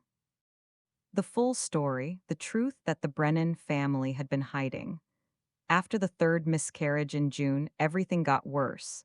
Mark completely shut down. He wouldn't talk to me, wouldn't touch me. He'd come home from work and go straight to his father's study. They'd drink whiskey and talk about everything except me, like I didn't exist. Pamela took over everything. The kids' schedules, the meals, the household. She'd make these little comments. If you had taken better care of yourself, you might have kept the baby. Some women just aren't built for motherhood. Mark deserves better than this. I tried to fight back at first, tried to maintain some control over my own life, but living in their house, everything belonged to them. The furniture, the kitchen, the rules. Even Bella and Lucas started going to Pamela instead of me for things. She'd give them treats if they were good, punishments if they were. She was replacing me as their mother. In October, Bella came home from school crying. Her teacher had sent a note about missed homework, about Bella being withdrawn in class. I tried to talk to Bella about it, tried to help her with her homework. But Pamela swooped in and said, maybe Bella's stressed because her mother is always crying and making the house depressing. She said it right in front of Bella, right in front of my daughter. I lost it. I yelled at Pamela, told her to stop undermining me. Told her these were my children and she needed to back off. Mark heard the yelling and came in. He took his mother's side immediately, said I was being hysterical, said I was embarrassing the family. That's when they started keeping the kids home from school on Mondays. Pamela said it was because they were sick, but it was. It was punishment. For me, they'd keep Bella and Lucas home but wouldn't let me spend time with them. They'd lock me out of their rooms. Tell the kids I was having a bad day and they should stay away from me. I tried to call you, Mom, so many times, but Mark had taken my phone weeks earlier. He said I was texting you inappropriate things, making the family look bad. He wouldn't give it back. I tried to use the house phone, but Pamela always seemed to be nearby, listening. And the one time I did reach you, she stood right there the whole time, making sure I didn't say anything wrong. By November, I was barely eating. Not because I didn't want to, but because Pamela served meals and she'd give me the smallest portions. You need to watch your weight, she'd say. Mark doesn't want a fat wife. I was wasting away and she was calling me fat. Then December came, December 3rd. Vanessa came over for dinner. She made some comment about how sad it was that I couldn't give Mark more children, how the Brennan family line would end with Mark since I was defective. I'd heard it all before, heard worse. But that night something snapped. I stood up and I said, I'm not defective, I'm grieving, there's a difference. Vanessa laughed, actually laughed. She said, You lost 3 pregnancies. That's not grief, that's incompetence. Maybe God is telling you you're not meant to be a mother to more children. Maybe you should be grateful for the 2 you have instead of being selfish and trying for more. Then she said the thing that pushed me over the edge. She said, Honestly, you deserve to lose those babies. Bad mothers don't deserve more children. I grabbed a plate from the table. I didn't think, I just reacted. I threw it, not at her, at the wall behind her. But she was standing close to the wall and the plate shattered and a piece cut her forehead. It was tiny, a scratch, barely bleeding, but she screamed like I'd stabbed her. Gerald and Mark came running. Pamela started shouting that I'd attacked Vanessa, that I was violent, dangerous, out of control. They called their family doctor. Harrison, who's been on the Brennan payroll for years. He came over, examined me while they all watched, and said I was having a severe psychiatric episode and needed to be sedated and contained. They held me down, Mom. Gerald, Mark, and Dr. Harrison held me down while he injected me with something. I fought, I screamed, but the drug kicked in fast and everything went foggy. When I woke up, I was in the guest bedroom upstairs. The door was locked from the outside. I could hear Bella and Lucas in the hallway asking where Mommy was. I heard Pamela tell them, Your mother is very sick. She's having a breakdown. You can't see her right now because she might hurt you. I screamed for them, banged on the door, but it was solid wood, soundproofed. They couldn't hear me, or if they could, they were told to ignore it. I was in that room for 3 days. They brought food twice a day, bland, small portions, brought water, a bucket for a toilet, but I wasn't allowed out. Wasn't allowed to see my children, wasn't allowed to explain. Then on December 6th, Mark came in. He had Dr. Harrison with him. They said I needed to go to a psychiatric facility, sign myself involuntarily, admit I was mentally ill, agree to treatment. I refused. I said I wanted to talk to you, to a real therapist, not their family doctor, to someone independent who could actually evaluate me. Mark's face went cold. He said, You're not leaving this house. You're not embarrassing this family. You're going to stay here until you learn some gratitude for everything we've done for you. That night, he and Gerald came to the bedroom. They grabbed me. I fought, but I was so weak from barely eating from the drugs they'd been giving me. They dragged me down 2 flights of stairs to the basement. I screamed the whole way, screamed for Bella and Lucas, but Pamela had taken them to Vanessa's house that afternoon. They weren't there to hear me. They threw me in the basement. Literally threw me. I hit the concrete floor so hard I thought I'd broken something. Mark stood at the top of the stairs and said, When you're ready to apologize and admit what you are, we'll let you out. Until then, enjoy your accommodation. They closed the door. I heard the padlock click. I was alone in the dark. The first few days, I kept telling myself they'd let me out soon. This was just to scare me, to punish me. They wouldn't really leave me down there. But they did. Pamela came down twice a day at first, like I said. She'd turn on the light, stand at the top of the stairs, and lecture me. Tell me what I needed to say to get out. She'd bring a plate of food, real food, warm food, and set it on the stairs, just out of reach from where I sat against the far wall. She knew I'd have to crawl to it, have to beg for it. I refused. At first, I was still strong enough to be defiant. I'd yell at her, tell her she was a monster. Tell her I'd tell everyone what they'd done. She'd just smile and say, "Who's going to believe you? A mentally unstable woman with a history of depression and violence, or a respected family trying to help their troubled daughter in law?" After a week, I gave in. I crawled to the food. I begged. I said whatever she wanted to hear. But it was never enough. She'd find some reason why my apology wasn't sincere enough, why I wasn't truly repentant. Then she started coming less often, once a day. Then every other day. The food got worse: stale bread, rotting fruit. Sometimes she wouldn't bring anything at all, just water, barely any water. I tried to ration it, tried to make it last, but I was so thirsty, so hungry, so cold. The furnace never turned on. They shut off the heat to the basement. It got colder and colder. I had only that thin nightgown, nothing else. I tried to keep track of time by sleeping and waking. But without windows, without light except when they opened the door, I lost track. Days blended together. Was it day 3? Day 10? I didn't know. I tried to escape. I tried everything. I screamed until my voice gave out, screamed until I tasted blood in my throat. No one came, no one heard, or if they heard, they didn't care. I tried to break the grate on the window, tried to pull the bars loose, but they were solid, cemented into the foundation. All I did was break my nails, tear my fingers apart. I tried to dig through the concrete wall. I know that sounds crazy, but I was desperate. I dug with my fingernails until they broke off, until my fingers bled. I made scratches, gouges, but concrete doesn't break, it doesn't give. I tried to break down the door, ran at it, threw my body against it, but I was getting weaker every day, and the door was solid wood with a padlock on the outside. I couldn't break it. So I just existed in the cold, in the dark, in my own filth because the bucket filled up and overflowed and I had nowhere else to go. I thought about Bella and Lucas every minute, wondered what they were being told, if they thought I'd abandoned them, if they were scared, if they missed me. I thought about you, Mom, wondered if you were trying to call, if you were worried. I prayed you'd feel something was wrong, prayed you'd decome, and I thought about dying. Honestly, Mom, there were days I wanted to die. Wanted the cold and the hunger to just finish it because I couldn't take any more. But then I'd think about my babies, about Bella and Lucas growing up thinking their mother abandoned them, thinking I didn't love them enough to fight, and I couldn't let that be how my story ended. So I held on. I don't know how, but I held on. And then you came. Claire's voice broke completely. She sobbed into my shoulder, her body shaking with the force of it.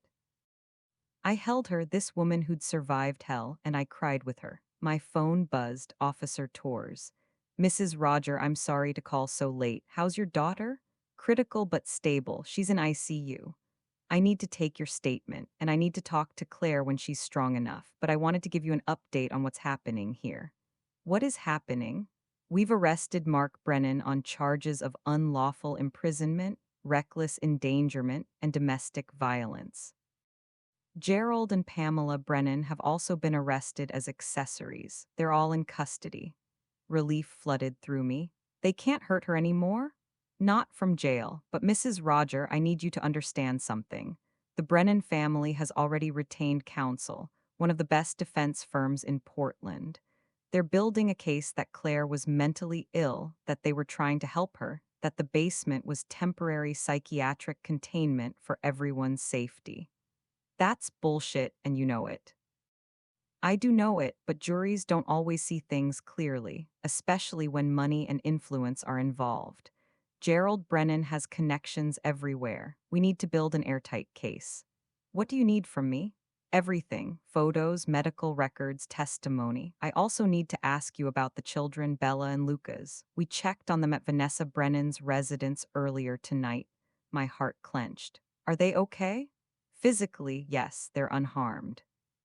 But Mrs. Roger, they didn't know their mother was in the basement. They've been told for 3 weeks that she was at a psychiatric hospital, that she was too sick to see them, that she might not come back. They've been lied to." "Yes, and they're confused and scared. Child Protective Services is involved now. Given the circumstances, the children can't stay with anyone from the Brennan family during the investigation. Vanessa is Mark's sister. She's complicit in this. Do you want temporary custody?" "Yes." Absolutely yes. Okay, I'll start the paperwork. A CPS worker will bring them to the hospital later this morning. But Mrs. Roger, they're going to need counseling, professional help. They've been through trauma too, not the same as Claire S., but real trauma nonetheless. I'll do whatever they need. One more thing, the school secretary you spoke to, Helen Keller Elementary, she came forward after seeing the police cars last night. She provided records showing the pattern of absences, the concerns teachers had raised, the donations the Brennan family made to the school. It's all evidence of how they controlled and isolated Claire. Will it be enough? Torres sighed. I hope so, but I'll be honest, this is going to be a battle. The Brennans aren't going down without a fight. At 6:30 a.m., as weak December sunlight filtered through the ICU windows, Claire finally fell into a deep, medicated sleep. The nurses assured me she'd sleep for hours. Her body desperately needed rest to begin healing. I sat in the waiting room, exhausted, running on adrenaline and coffee from the hospital vending machine. I hadn't slept in over 24 hours. Hadn't eaten since that sad desk lunch of leftover pasta back in Seattle, which felt like a lifetime ago. At 7:45 a.m., a CPS worker arrived.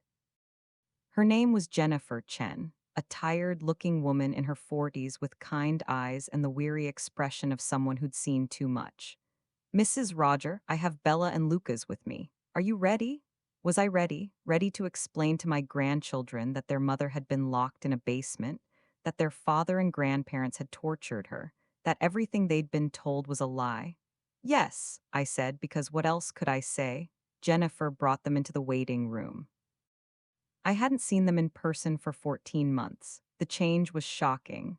Bella was 9 now, but she looked older, her face thin and drawn. Her dark hair was in a messy braid, clearly done hastily. She wore pajamas, pink with cartoon cats, and her eyes were red and swollen from crying. But those eyes, sharp, intelligent, so much like Claire's, locked onto me with desperate hope. Lucas was 7, small for his age, clutching his stuffed dinosaur, the same one he'd had since he was 3.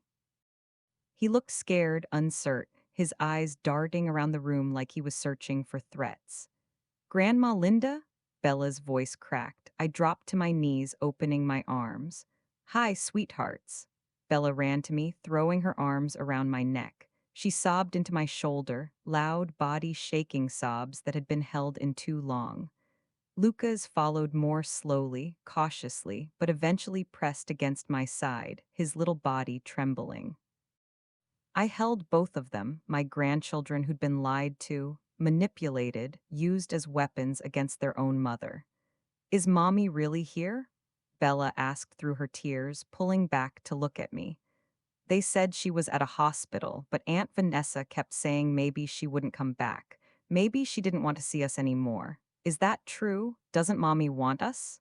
The pain in her voice shattered me. Your mommy wants you more than anything in the world, I said firmly, holding her face in my hand so she'd see the truth in my eyes.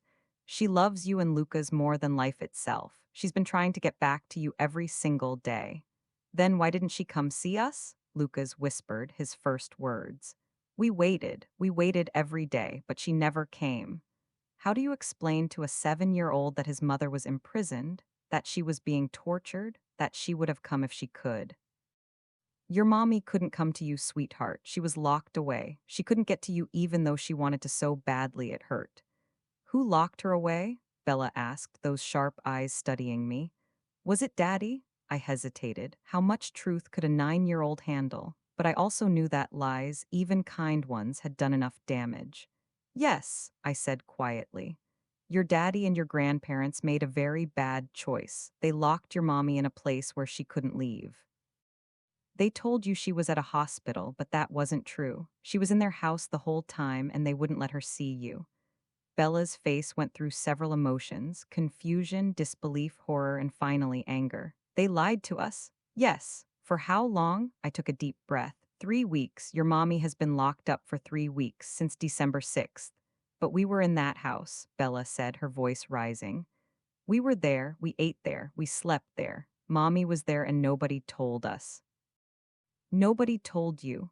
Lucas started crying loud, hiccuping sobs. I want my mommy now.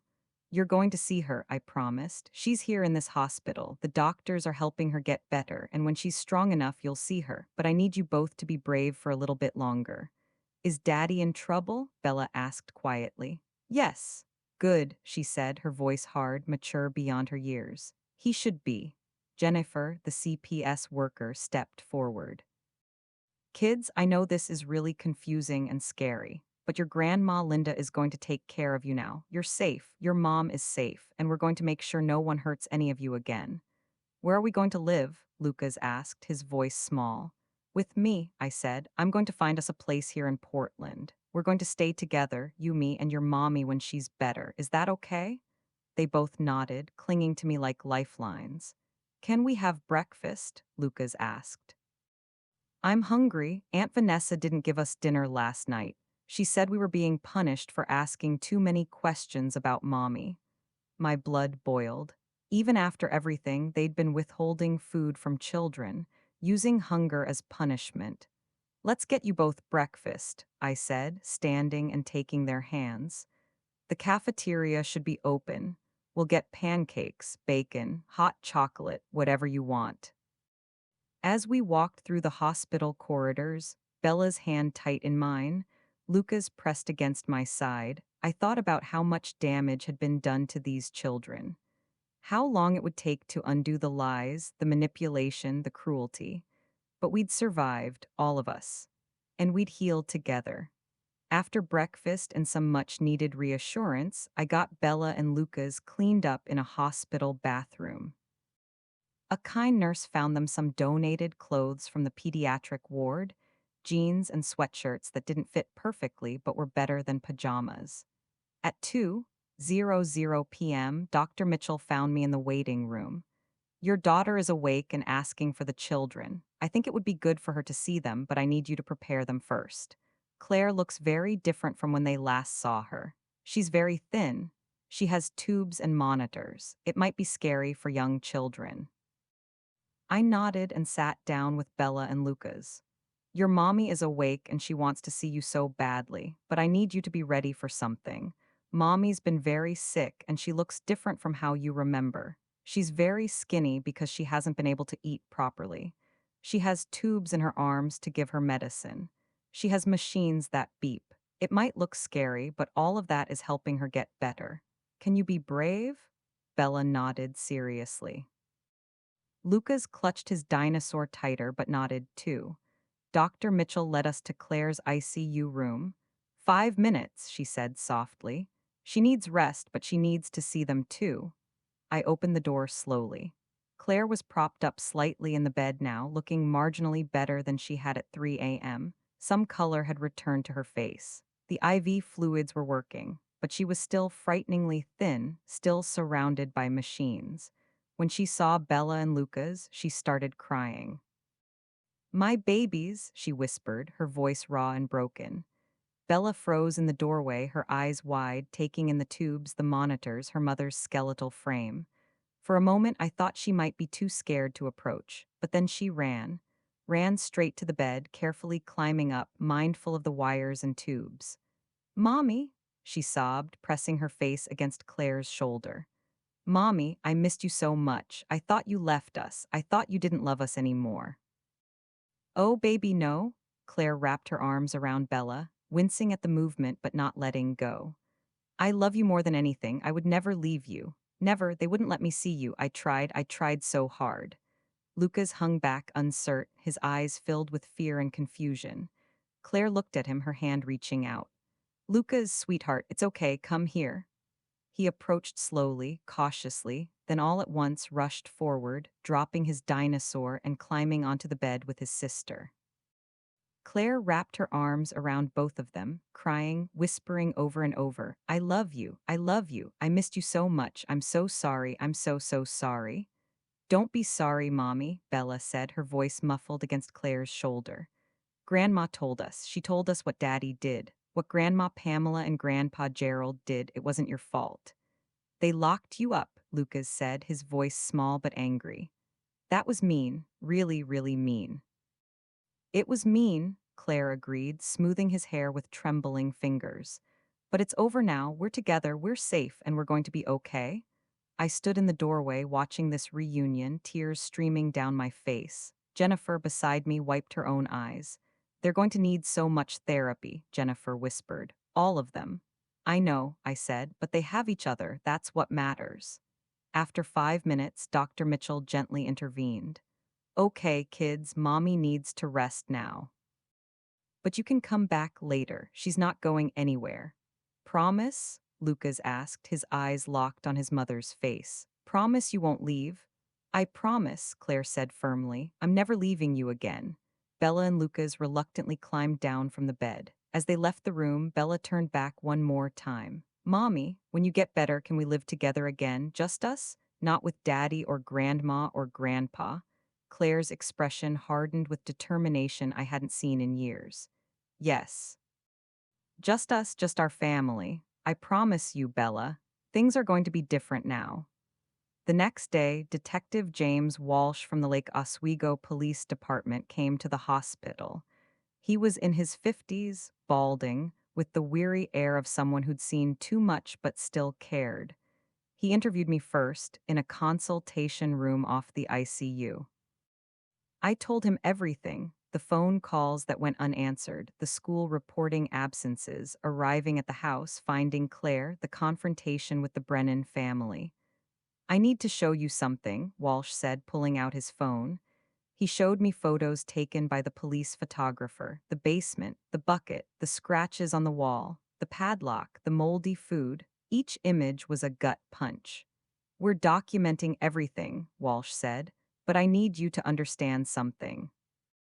The Brennan family has already retained Stephen Morrison of Morrison and Lake, one of the best defense attorneys in Oregon. They're building a defense that Claire was mentally ill, violent, and that the family was protecting themselves and trying to get her help. That's insane. Is it? Walsh's expression was grim. They have Dr. Harrison, their family doctor, who examined Claire on December 3rd after the plate incident. He's written a report stating she was having a severe psychiatric episode. They have photos of Vanessa's cut forehead. They have statements from everyone in the family saying Claire was erratic, refusing help, becoming increasingly dangerous. She threw a plate at a wall, not at a person. They're saying she threw it at Vanessa, that Vanessa ducked, that the plate hit the wall only because Vanessa moved. It's a he said, she said situation. What about the conditions in the basement, the starvation, the cold? They're claiming they offered food 3 times a day and Claire refused it. That they couldn't force feed her. That they were trying to get her to voluntarily commit to a psychiatric facility and she wouldn't cooperate. That the basement was temporary containment until they could arrange proper hospitalization. I felt sick. People are going to believe that? Some might. Gerald Brennan was a prosecutor for 40 years. He knows how to construct a narrative. He knows how juries think. He's already calling in favors. I've gotten 3 phone calls from the DA's office asking if we're sure about the charges. 3 calls in less than 24 hours. So, what do? We build an airtight case. Medical records showing the extent of Claire's injuries. Expert testimony about the conditions in the basement. Testimony from the school about the children being kept home. Testimony from you about being blocked from contacting Claire. And most importantly, Claire's testimony when she's strong enough. When can you interview her? Dr. Mitchell says maybe in a few days. She's still too weak right now. But Mrs. Roger, I need you to prepare Claire for what's coming. This is going to be a brutal trial. Morrison is going to tear her apart on the stand. He's going to question her mental state, her credibility, her motives. He's going to paint her as an unstable woman who's lying to cover up her own failures. She's not lying. I believe you, Officer Torres believes you. But juries can be unpredictable, especially when one side has unlimited resources and connections. The story leaked 3 days later. I never found out who talked. Could have been a nurse, a police officer, a neighbor who saw the ambulances on Christmas Eve. But on December 29th, a reporter named Sophia Adams from the Portland Tribune knocked on the door of the hospital family waiting room where I'd been spending most of my time. Mrs. Roger. I'm Sophia Adams with the Portland Tribune. I'd like to talk to you about what happened to your daughter. My first instinct was to slam the door, refuse, protect our privacy. But something in her face, young, earnest, genuinely outraged, made me pause. Why? I asked. Because stories like this need to be told. Because powerful families like the Brennans get away with abuse because nobody talks about it. Because your daughter deserves justice, and sometimes the court of public opinion matters more than actual courts. I hesitated. Mrs. Roger, I've done research on Gerald Brennan. I know about his connections. I know he's already working behind the scenes to make this go away. I know the DA is a personal friend. I know judges who owe him favors. If this stays quiet, if it's just handled in legal channels, the Brennans might walk. But if the public knows what they did, if there's outrage, if people demand justice, that changes things. She was right. I knew she was right. I let her in. We talked for 3 hours. I told her everything, every detail, every moment from finding Claire to the hospital to the investigation's slow progress. I showed her the photos I'd taken through the basement window. I gave her the timeline. The school records I'd requested. Everything. Sophia took notes, asked careful questions, then said, "Would you be willing to go on record? With your name? With Claire's name?" I thought about Gerald's connections, about the legal battle ahead, about the risk, about how the Brennan family could retaliate. Then I thought about Claire in that basement, about Bella and Lucas, confused and traumatized, about every other woman who might be suffering in silence while powerful families protected abusers. "Yes," I said, "use our names, tell the truth." The article ran on the front page on January 2nd, 2024. Local woman found imprisoned in basement by prominent family. Former prosecutor's son accused of torture. Sophia had done her homework. The article was devastating and thorough. On Christmas Eve 2023, Linda Roger arrived unannounced at the Lake Oswego home of Gerald and Pamela Brennan, concerned after not hearing from her daughter Claire in days. What she found would shock even seasoned investigators. Her 34-year-old daughter imprisoned in the basement, weighing barely 85 pounds, suffering from severe malnutrition, hypothermia, and frostbite after 18 days of confinement. According to police reports and medical records obtained by the Tribune, Claire Brennan was locked in the unheated basement by her husband Mark Brennan and his parents beginning December 6th.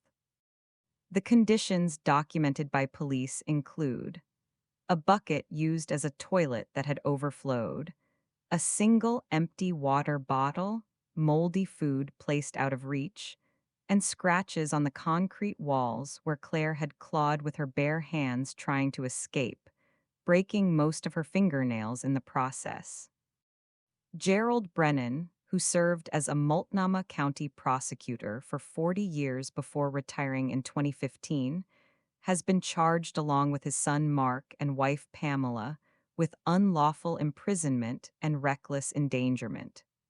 Through their attorney, the family maintains they were trying to help Claire, who they claim was mentally ill and violent. But medical records paint a different picture. Dr. Sarah Mitchell, the emergency room physician who treated Claire upon her rescue, states, "The patient presented with the worst case of systematic abuse and neglect I've seen in 28 years of emergency medicine.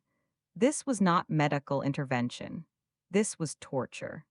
The case raises troubling questions about how the wealthy and connected can abuse those in their power while maintaining a facade of respectability.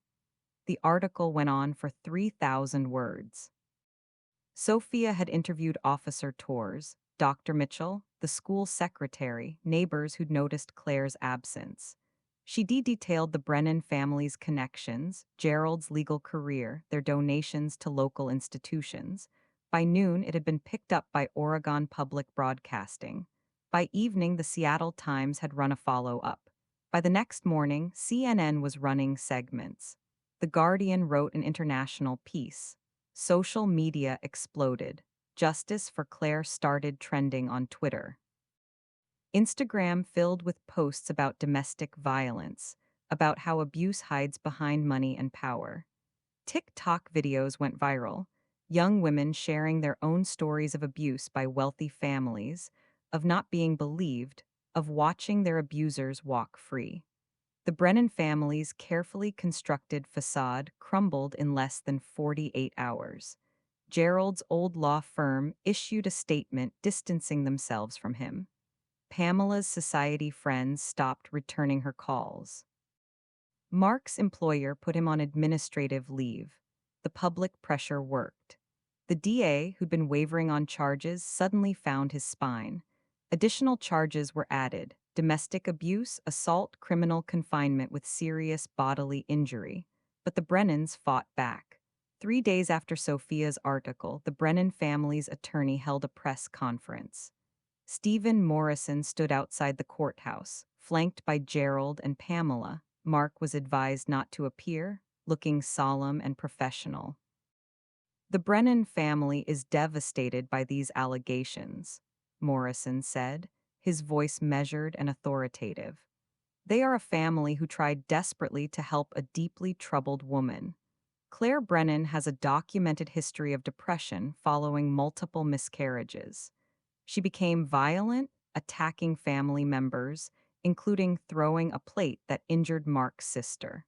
The family consulted with medical professionals who advised that Claire needed psychiatric intervention. He held up papers, Dr. Harrison's report, photos of Vanessa's cut, what he claimed were threatening texts Claire had sent. The family made the difficult decision to contain Claire in a secure location until proper psychiatric care could be arranged. They provided food, water, and medical monitoring. When Claire refused to eat, they couldn't force feed her. That would have been assault. They were following medical advice from Dr. Harrison, who will testify that this was appropriate intervention for a patient in psychiatric crisis. Morrison painted a picture of a well-meaning family pushed to extremes by a mentally ill relative. He emphasized Gerald's decades of service as a prosecutor, Pamela's charity work, Mark's clean record. This is a tragedy, Morrison concluded. A tragedy where a family tried to help and is now being vilified. We trust that a jury will see the truth. It was masterfully done, professionally crafted, and it worked on some people. Online comments started appearing. Maybe there's more to this story. If she was really violent, what else could they do? Sounds like everyone's a victim here. The Brennan family wasn't going down without a fight. The months between Claire's rescue and the trial were a blur of medical appointments, therapy sessions, legal preparations, and trying to rebuild some semblance of normal life. Claire stayed in the hospital for 2 weeks. The doctors worked miracles, treating the frostbite, managing the kidney damage, slowly reintroducing food to her starved system. She gained 15 pounds in those 2 weeks, though she was still dangerously underweight. The frostbite on her feet was severe. 2 toes on her left foot had to be partially amputated. The tissue had died during those 18 days in the freezing basement. She'd walk with a limp for the rest of her life. A permanent reminder of what they'd done to her. I moved to Portland permanently. Sold my physical therapy clinic in Seattle, packed up my life in 3 weeks, and rented a small 3-bedroom apartment in southeast Portland.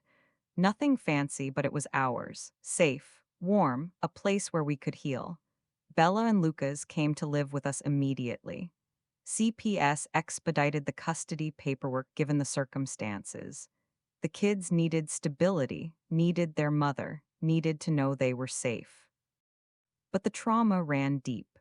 Bella, my sharp, intelligent granddaughter, became anxious and controlling. She needed to know where everyone was at all times. If Claire went to the bathroom and took more than 5 minutes, Bella would stand outside the door, asking if she was okay. She'd wake up multiple times each night, checking to make sure her mother was still in her bed, still breathing, still there. Lucas regressed. Started wetting the bed again, something he hadn't done since he was 4.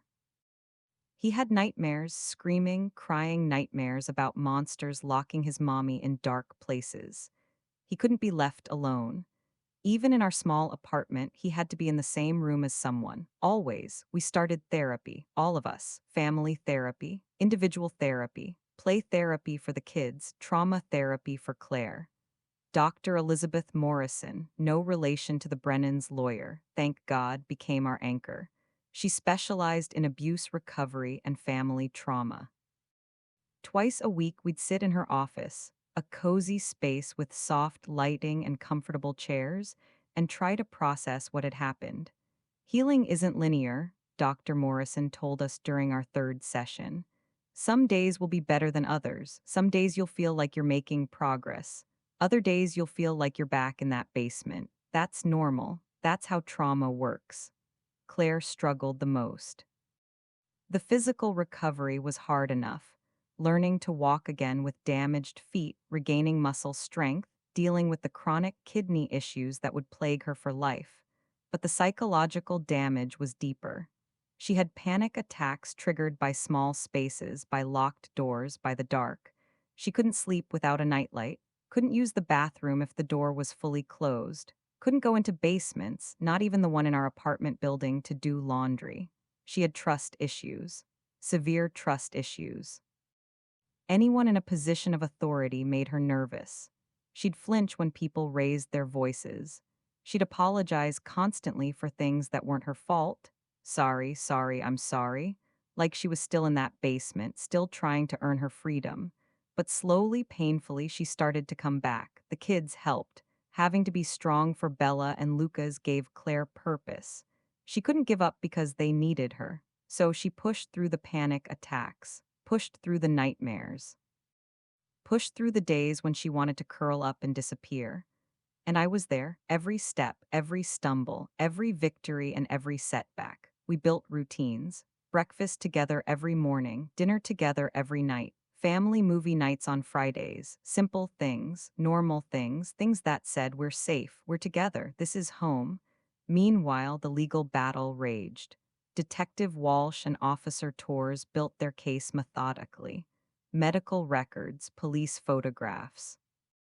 Testimony from Dr. Mitchell, from the school secretary, from neighbors who'd noticed Claire's absence.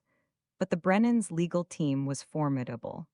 Stephen Morrison filed motion after motion, trying to suppress evidence, trying to exclude testimony, trying to separate the trials so Mark, Gerald, and Pamela would each be tried individually. The judge, Judge Patricia Reeves, was fair but tough. She denied most of Morrison's motions but allowed some. The trials would be consolidated. All 3 defendants tried together. The photos I took through the basement window were admissible. Dr. Harrison's testimony would be allowed, but so would Dr. Mitchell's rebuttal. In March, the prosecution offered a plea deal. Mark would plead guilty to unlawful imprisonment and serve 5 years. Gerald and Pamela would plead to lesser charges and serve 2 years each. Claire refused. No, she said, her voice stronger than I'd heard in months. They tortured me for 18 days. They turned my children against me. They tried to destroy me. 5 years isn't enough. 2 years isn't enough. I want a trial. I want a jury to hear what they did. The district attorney, Robert Chen, was hesitant. Claire, trials are risky. Morrison is one of the best defense attorneys in the state. He's going to attack your credibility. He's going to make you relive every horrible moment. He's going to suggest you deserved it, that you were mentally ill, that you were violent. Are you prepared for that? Claire looked at him with eyes that had seen hell and survived. Let him try. I'm not lying. I'm not exaggerating. I'm telling the truth. And if a jury doesn't believe the truth, then that says more about them than it does about me. So we went to trial. The trial began on July 8th, 2024, in the Multnomah County Courthouse. It was a circus. Media trucks lined the street outside. Reporters jostled for position. Cameras flashed. Justice for Claire supporters held signs, Believe survivors and prosecute ABUSERS, and No justice, no peace. Inside, the courtroom was packed. Every seat in the gallery filled. Sketch artists because cameras weren't allowed inside. Journalists frantically typing on laptops. The Brennan family sat at the defense table, Mark, Gerald, and Pamela, each impeccably dressed, each projecting an air of wounded dignity. Behind them sat Vanessa and her husband, offering moral support. Claire sat at the prosecution table between D.A. Chen and his co-counsel. She wore a simple navy blue dress, her hair pulled back, minimal makeup. She looked fragile but determined. I sat in the front row of the gallery, directly behind Claire. Bella and Lucas were with a babysitter, too young to attend, too young to hear the details of what had been done to their mother. Judge Reeves entered. All rise. We rose. The state of Oregon versus Mark Brennan, Gerald Brennan, and Pamela Brennan. Charges include unlawful imprisonment in the first degree, reckless endangerment, and domestic abuse. How do the defendants plead? Stephen Morrison stood. Not guilty, Your Honor, on all counts. And so it began. D.A. Robert Chen stood and approached the jury. 12 people, 7 women and 5 men, ranging in age from mid-20s to late 60s. Regular people, teachers, engineers, retirees, a postal worker, a nurse. People who would decide if justice would be served. Ladies and gentlemen of the jury, Chen began, his voice clear and strong, this is a case about power. About a wealthy, connected family who believed they were above the law. Who believed they could imprison, starve, and torture a woman because she didn't obey them, because she dared to have feelings, to grieve, to be human. Over the next few weeks, you're going to hear evidence that will shock you. You're going to see photographs that will disturb you. You're going to hear medical testimony that will horrify you. You're going to learn that on December 6th, 2023, the defendants, Mark Brennan, Gerald Brennan, and Pamela Brennan, locked 34-year-old Claire Brennan in an unheated basement. They kept her there for 18 days. 18 days without adequate food, water, or heat. 18 days during which Claire lost over 35 pounds, developed frostbite so severe that she lost parts of 2 toes, and suffered kidney damage that will affect her for the rest of her life. The defense will tell you this was psychiatric intervention, that Claire was mentally ill, that the family was trying to help her. But the evidence will show you the truth. This was punishment. This was torture. This was 3 people who decided that Claire Brennan didn't matter, that her suffering didn't matter, that she deserved to be locked away like an animal. At the end of this trial, we're going to ask you to hold these defendants accountable. To say that no amount of money, no amount of connections, no amount of influence gives anyone the right to do what they did to Claire Brennan. Thank you. Chen sat down. The jury looked somber, attentive. Then Stephen Morrison stood. He was in his early 60s, silver-haired, wearing an expensive suit that fit perfectly. He exuded confidence, competence, authority. This was a man who'd won hundreds of cases, who knew how to work a jury. Ladies and gentlemen, he began, his voice warm, almost friendly, my name is Stephen Morrison, and I represent the Brennan family. And I want to start by acknowledging something. What happened to Claire Brennan was tragic, truly tragic. No one disputes that she suffered. No one disputes that she was in pain. But suffering doesn't always mean someone did something wrong. Sometimes suffering is the result of illness, of circumstances beyond anyone's control. Claire Brennan has a documented history of severe depression. She suffered 3 miscarriages in 3 years, devastating losses that would affect anyone's mental health. She became increasingly unstable, increasingly violent.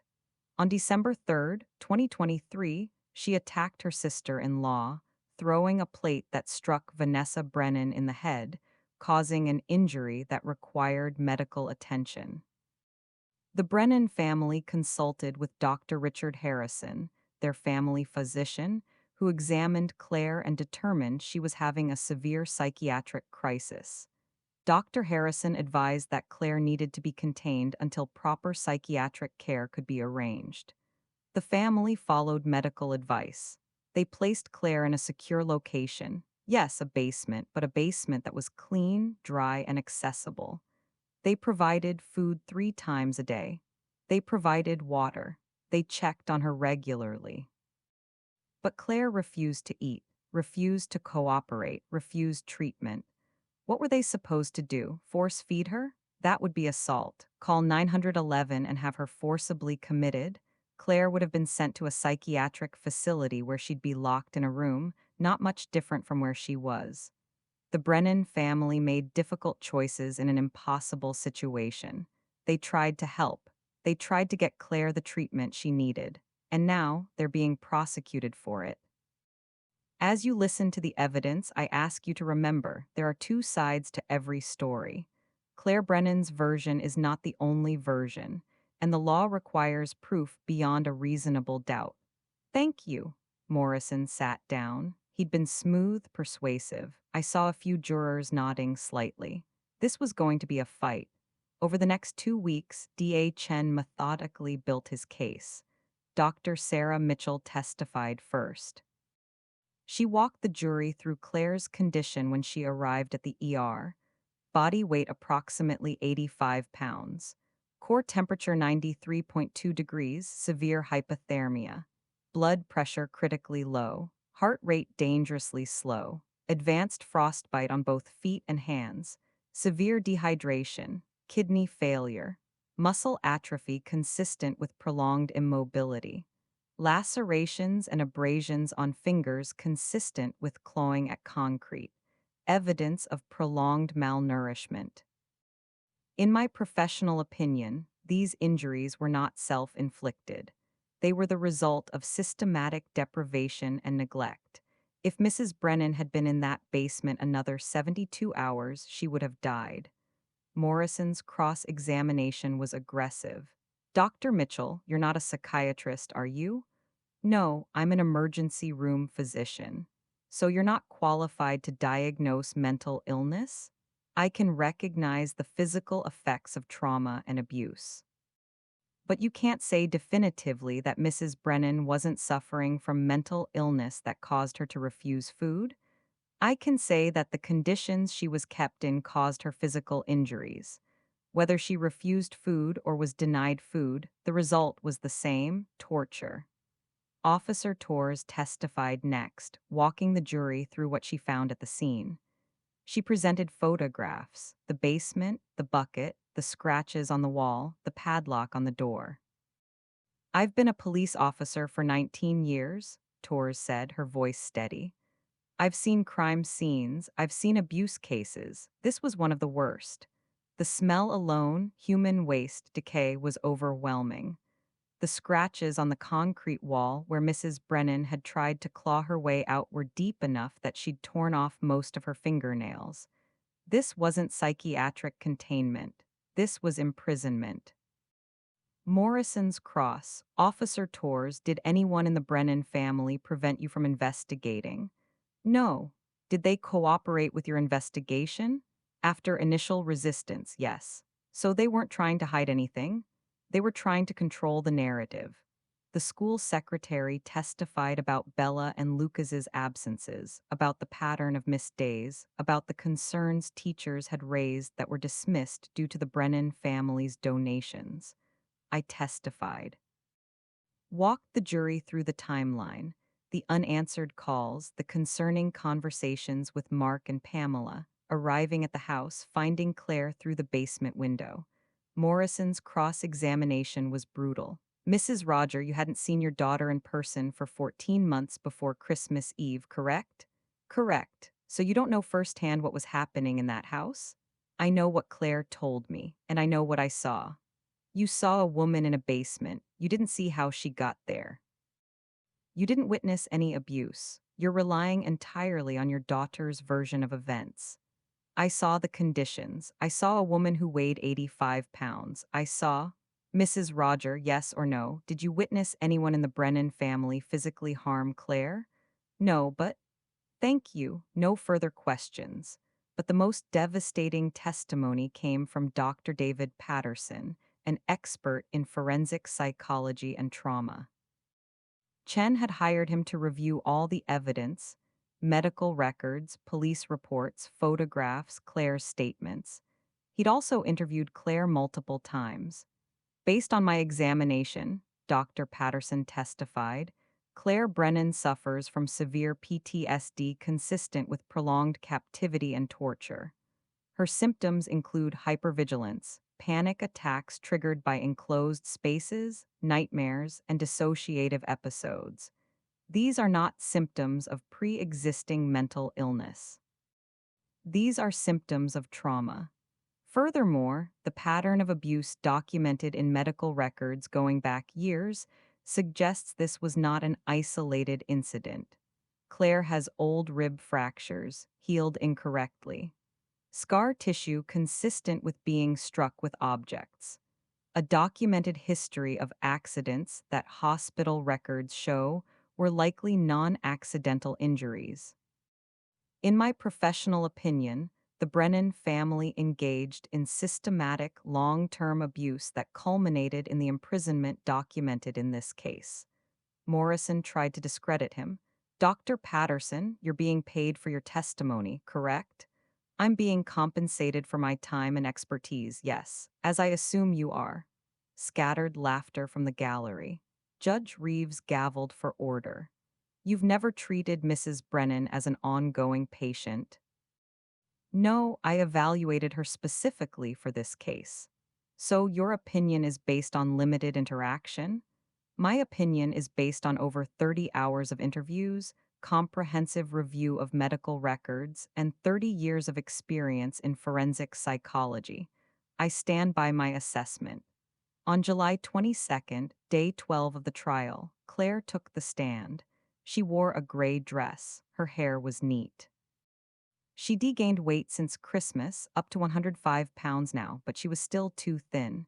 She walked with a slight limp, a reminder of the frostbite. Her hands shook as she placed them on the Bible to swear in. Do you swear to tell the truth, the whole truth, and nothing but the truth, so help you God? I do, Claire said, her voice quiet but clear. D.A. Chen approached gently. Claire, can you tell the jury your name and age? My name is Claire Elizabeth Brennan. I'm 34 years old. And where do you live now? I live with my mother, Linda Roger, and my two children, Bella and Lucas, in Portland. Claire, I know this is difficult, but I need you to tell the jury about December 6, 2023. Can you do that? Claire nodded. She took a breath and she began to speak. She told them everything. The 3 miscarriages, the isolation, the control, the plate incident, being drugged, being locked in the guest bedroom, and finally being dragged to the basement. They threw me down the stairs, she said, her voice shaking but steady. I hit the concrete so hard I thought I'd broken ribs. Mark stood at the top and said, when you're ready to stop being a bitch and admit what you are, we'll let you out. Then they closed the door. I heard the padlock click. For the first few days, I kept thinking they'd let me out. This was just to scare me, but they didn't. Pamela came down twice a day at first. She'd lecture me, tell me what I needed to say to get out. She'd bring food but put it out of reach. She knew I'd have to crawl, have to beg. I did eventually. I crawled, I begged, but it was never enough. My apologies were never sincere enough. My repentance was never real enough. Then she stopped coming as often, once a day. Then every few days, the food got worse. Stale bread, rotten fruit, sometimes nothing at all. I tried everything to escape. I screamed until my voice was gone. I tried to break the window grate. I tried to dig through the concrete wall with my fingernails. She held up her hands, showing the jury her damaged fingers. I broke every nail, tore the skin off my fingertips, but concrete doesn't break. I thought about my children every minute, wondered what they were being told, if they thought I'd abandon them, if they hated me. I thought about dying. There were days I wanted to die because the pain was too much, but I couldn't. Because if I died, Bella and Lucas would grow up thinking their mother gave up on them. So I held on. I don't know how, but I held on. By the time she finished, half the jury was in tears. Several gallery members were openly crying. Even Judge Reeves looked affected. Then came Morrison's cross-examination. He started gently, almost sympathetically. Mrs. Brennan, I'm sorry for what you went through, truly, but I need to ask you some difficult questions. I understand, Claire said. You've suffered from depression, correct? Yes, after my miscarriages.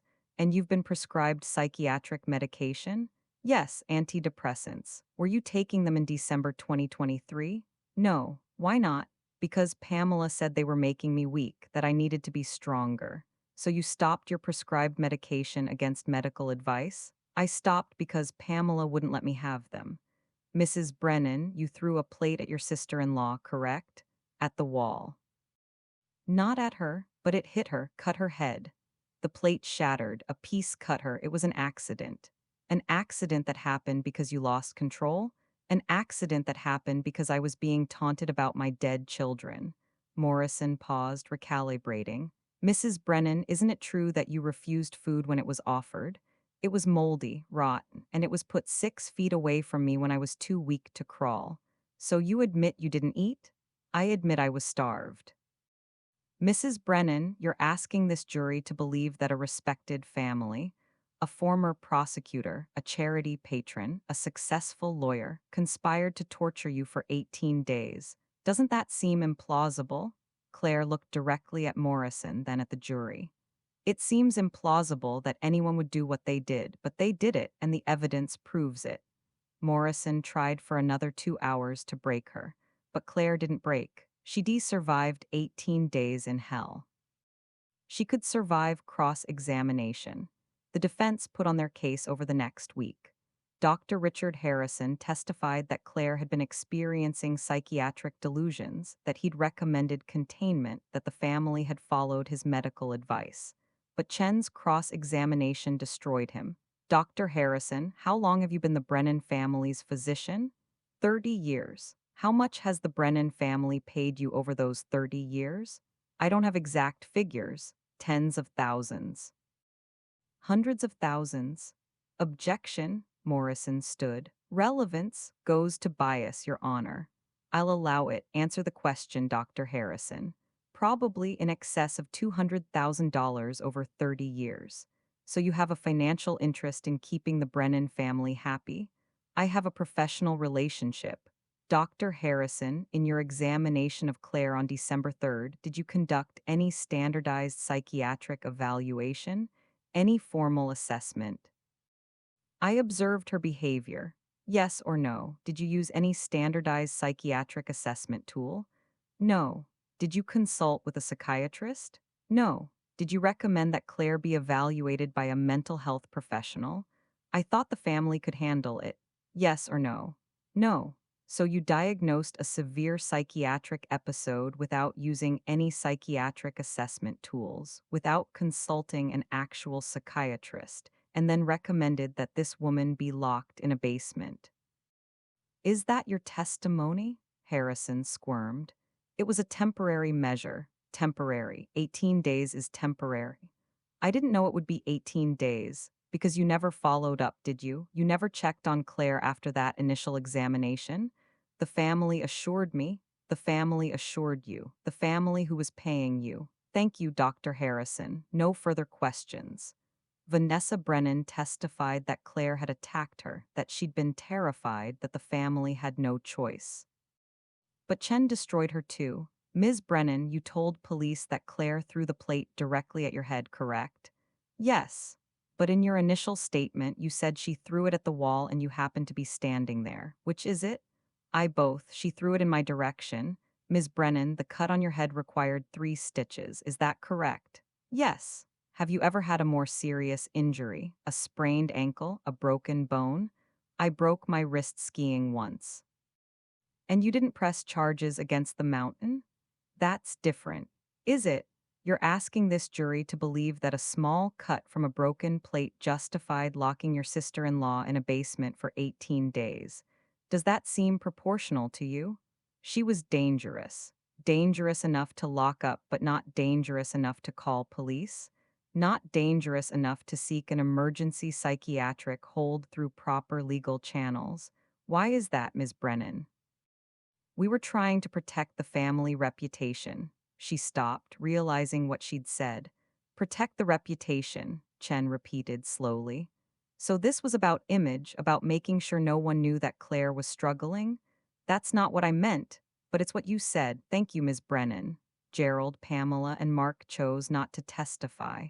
Morrison advised them not to, too risky, which meant the jury never heard their version directly. On August 5th, closing arguments began. Morrison went first for the defense. He was eloquent, sympathetic, persuasive. Ladies and gentlemen, this case is a tragedy. Claire Brennan suffered. Her children suffered. The Brennan family suffered. Everyone in this courtroom has been hurt by what happened. But suffering doesn't equal criminality. The Brennan family made difficult choices in an impossible situation. They followed medical advice from Dr. Harrison. They tried to help Claire. They tried to get her treatment, but she refused. The prosecution wants you to believe this was torture. But where's the intent? Where's the malice? These are people who took Claire into their home when she and Mark were struggling financially, who helped raise her children, who tried to support her through multiple miscarriages. Yes, Claire was in a basement. Yes, she was locked in. But it was temporary containment until proper psychiatric care could be arranged. Was it perfect? No. Did mistakes get made? Probably. But mistakes aren't crimes. The prosecution must prove guilt beyond a reasonable doubt. Not beyond any doubt, beyond reasonable doubt. And I submit to you that reasonable doubt exists here. You don't have to believe the Brennan family acted perfectly. You just have to believe they didn't act criminally. And I don't think the evidence supports criminal charges. Thank you. Then D.A. Chen stood for the prosecution's closing. Beyond reasonable doubt. That's the standard. So let's talk about what's beyond reasonable doubt. It's beyond reasonable doubt that Claire Brennan was locked in a basement for 18 days. The padlock proves it. The police photographs prove it. It's beyond reasonable doubt that she was starved. The medical evidence proves it. She lost 35 pounds. She developed organ damage from malnutrition. It's beyond reasonable doubt that she was freezing. The frostbite proves it. She lost parts of 2 toes because the temperature was so cold for so long that her tissue died. It's beyond reasonable doubt that she suffered. The scratches on the concrete wall prove it. The broken fingernails prove it. The trauma proves it. The defense wants you to believe this was medical care. But ask yourself, what hospital treats patients by locking them in unheated basements with buckets for toilets? What psychiatric facility starves patients and denies them water? What medical professional recommends torture as treatment? The answer is none, because this wasn't treatment. This was punishment. Claire Brennan grieved her miscarriages. She dared to have feelings. She dared to push back against the control. She dared to be human, and the Brennan family punished her for it. They locked her away where no one could see her, where no one could hear her, where she'd be invisible. And if Linda Roger hadn't shown up unannounced on Christmas Eve, Claire would still be in that basement, or she'd be dead. Members of the jury, you have the power to say that this was wrong. That no amount of money, no amount of connections, no amount of excuses justifies what was done to Claire Brennan. Find the defendants guilty. Hold them accountable. Show Claire and show every abuse victim watching this case that justice still means something. Thank you. The jury deliberated for 2 days, 48 hours during which I aged a decade. We waited in the courthouse hallway, me, Claire, Detective Walsh, Officer Torres, D.A. Chen. We didn't talk much, just waited, watched the clock. Tried not to think about what we'd do if the jury came back with not guilty. On August 8th at 3:47 p.m., the jury sent word. They reached a verdict. We filed back into the courtroom. The gallery was packed again. Media, supporters, the curious. The Brennan family sat at the defense table, their expressions carefully neutral. But I saw tension in Gerald's jaw, fear in Pamela's eyes, Mark's hands trembling slightly.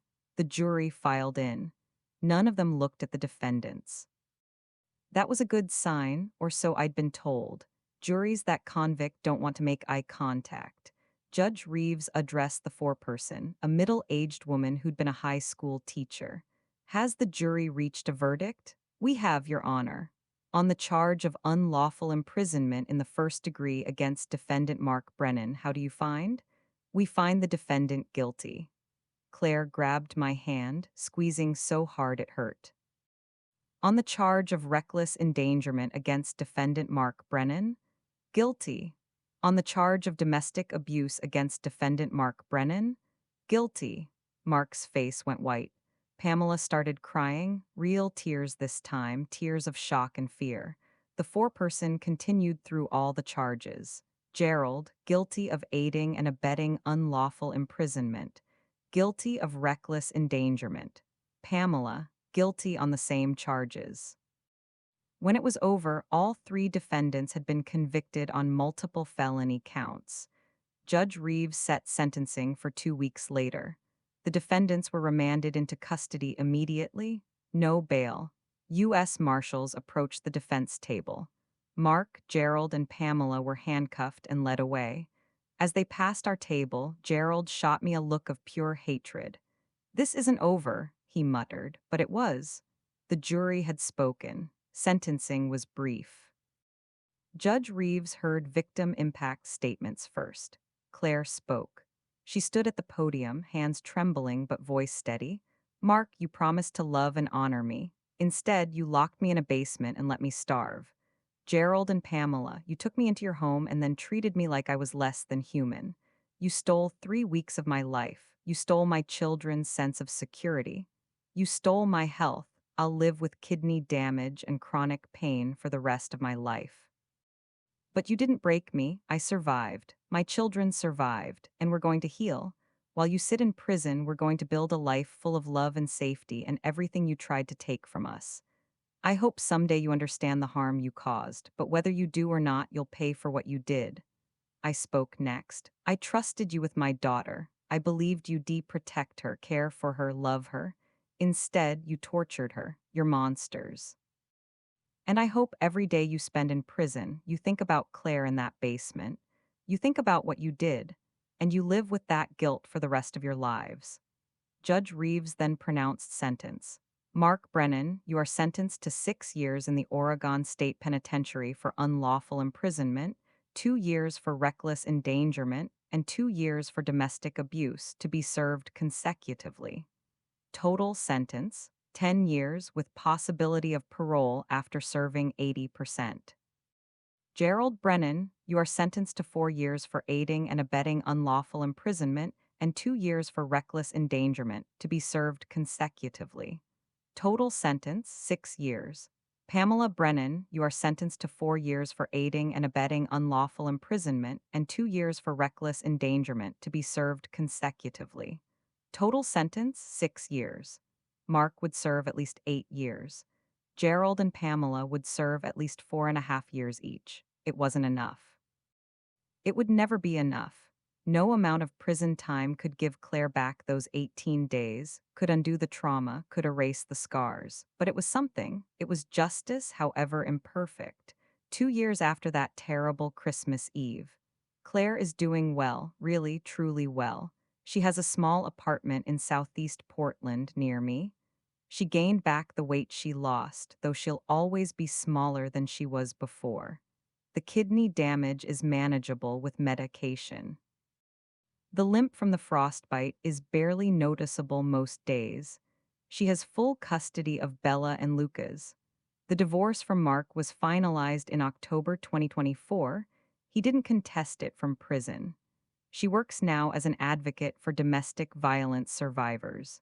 She speaks at conferences, at schools, at community centers.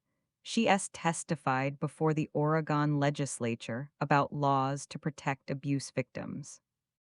She's written op-eds for the Oregonian, for the New York Times, for publications across the country. She's helping change the world. Mark is still in prison. He'll be eligible for parole in 2032. Claire has already prepared her statement for the parole board. He won't get out early if she has anything to say about it. Gerald and Pamela are also still in prison. They'll be eligible for parole in 2028. Their reputations are destroyed. Gerald's name was removed from the courthouse plaque honoring long-serving prosecutors. Pamela's charity board memberships were revoked. They lost everything. Bella is 11 now. She's thriving in therapy, in school, in life.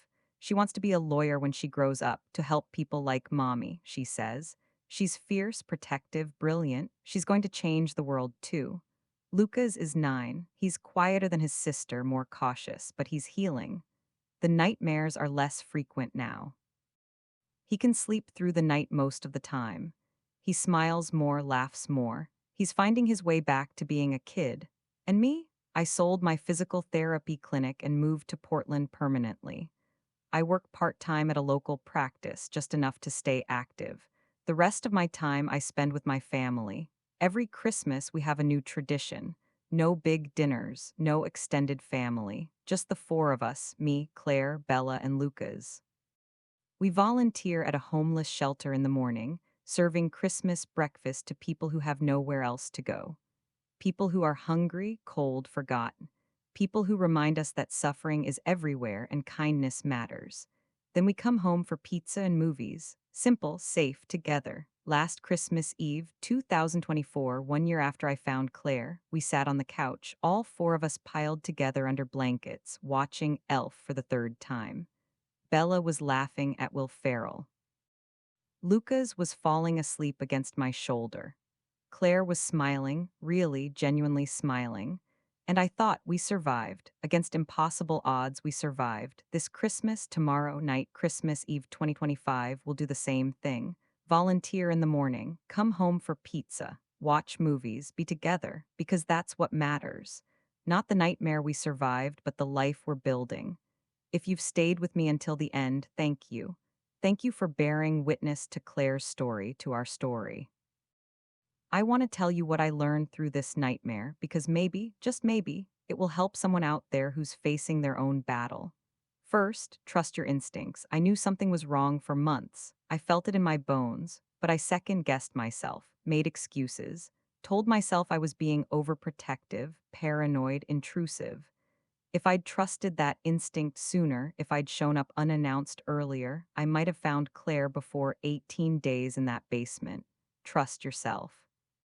When something feels wrong, it usually is. Don't let anyone, including yourself, talk you out of that gut feeling.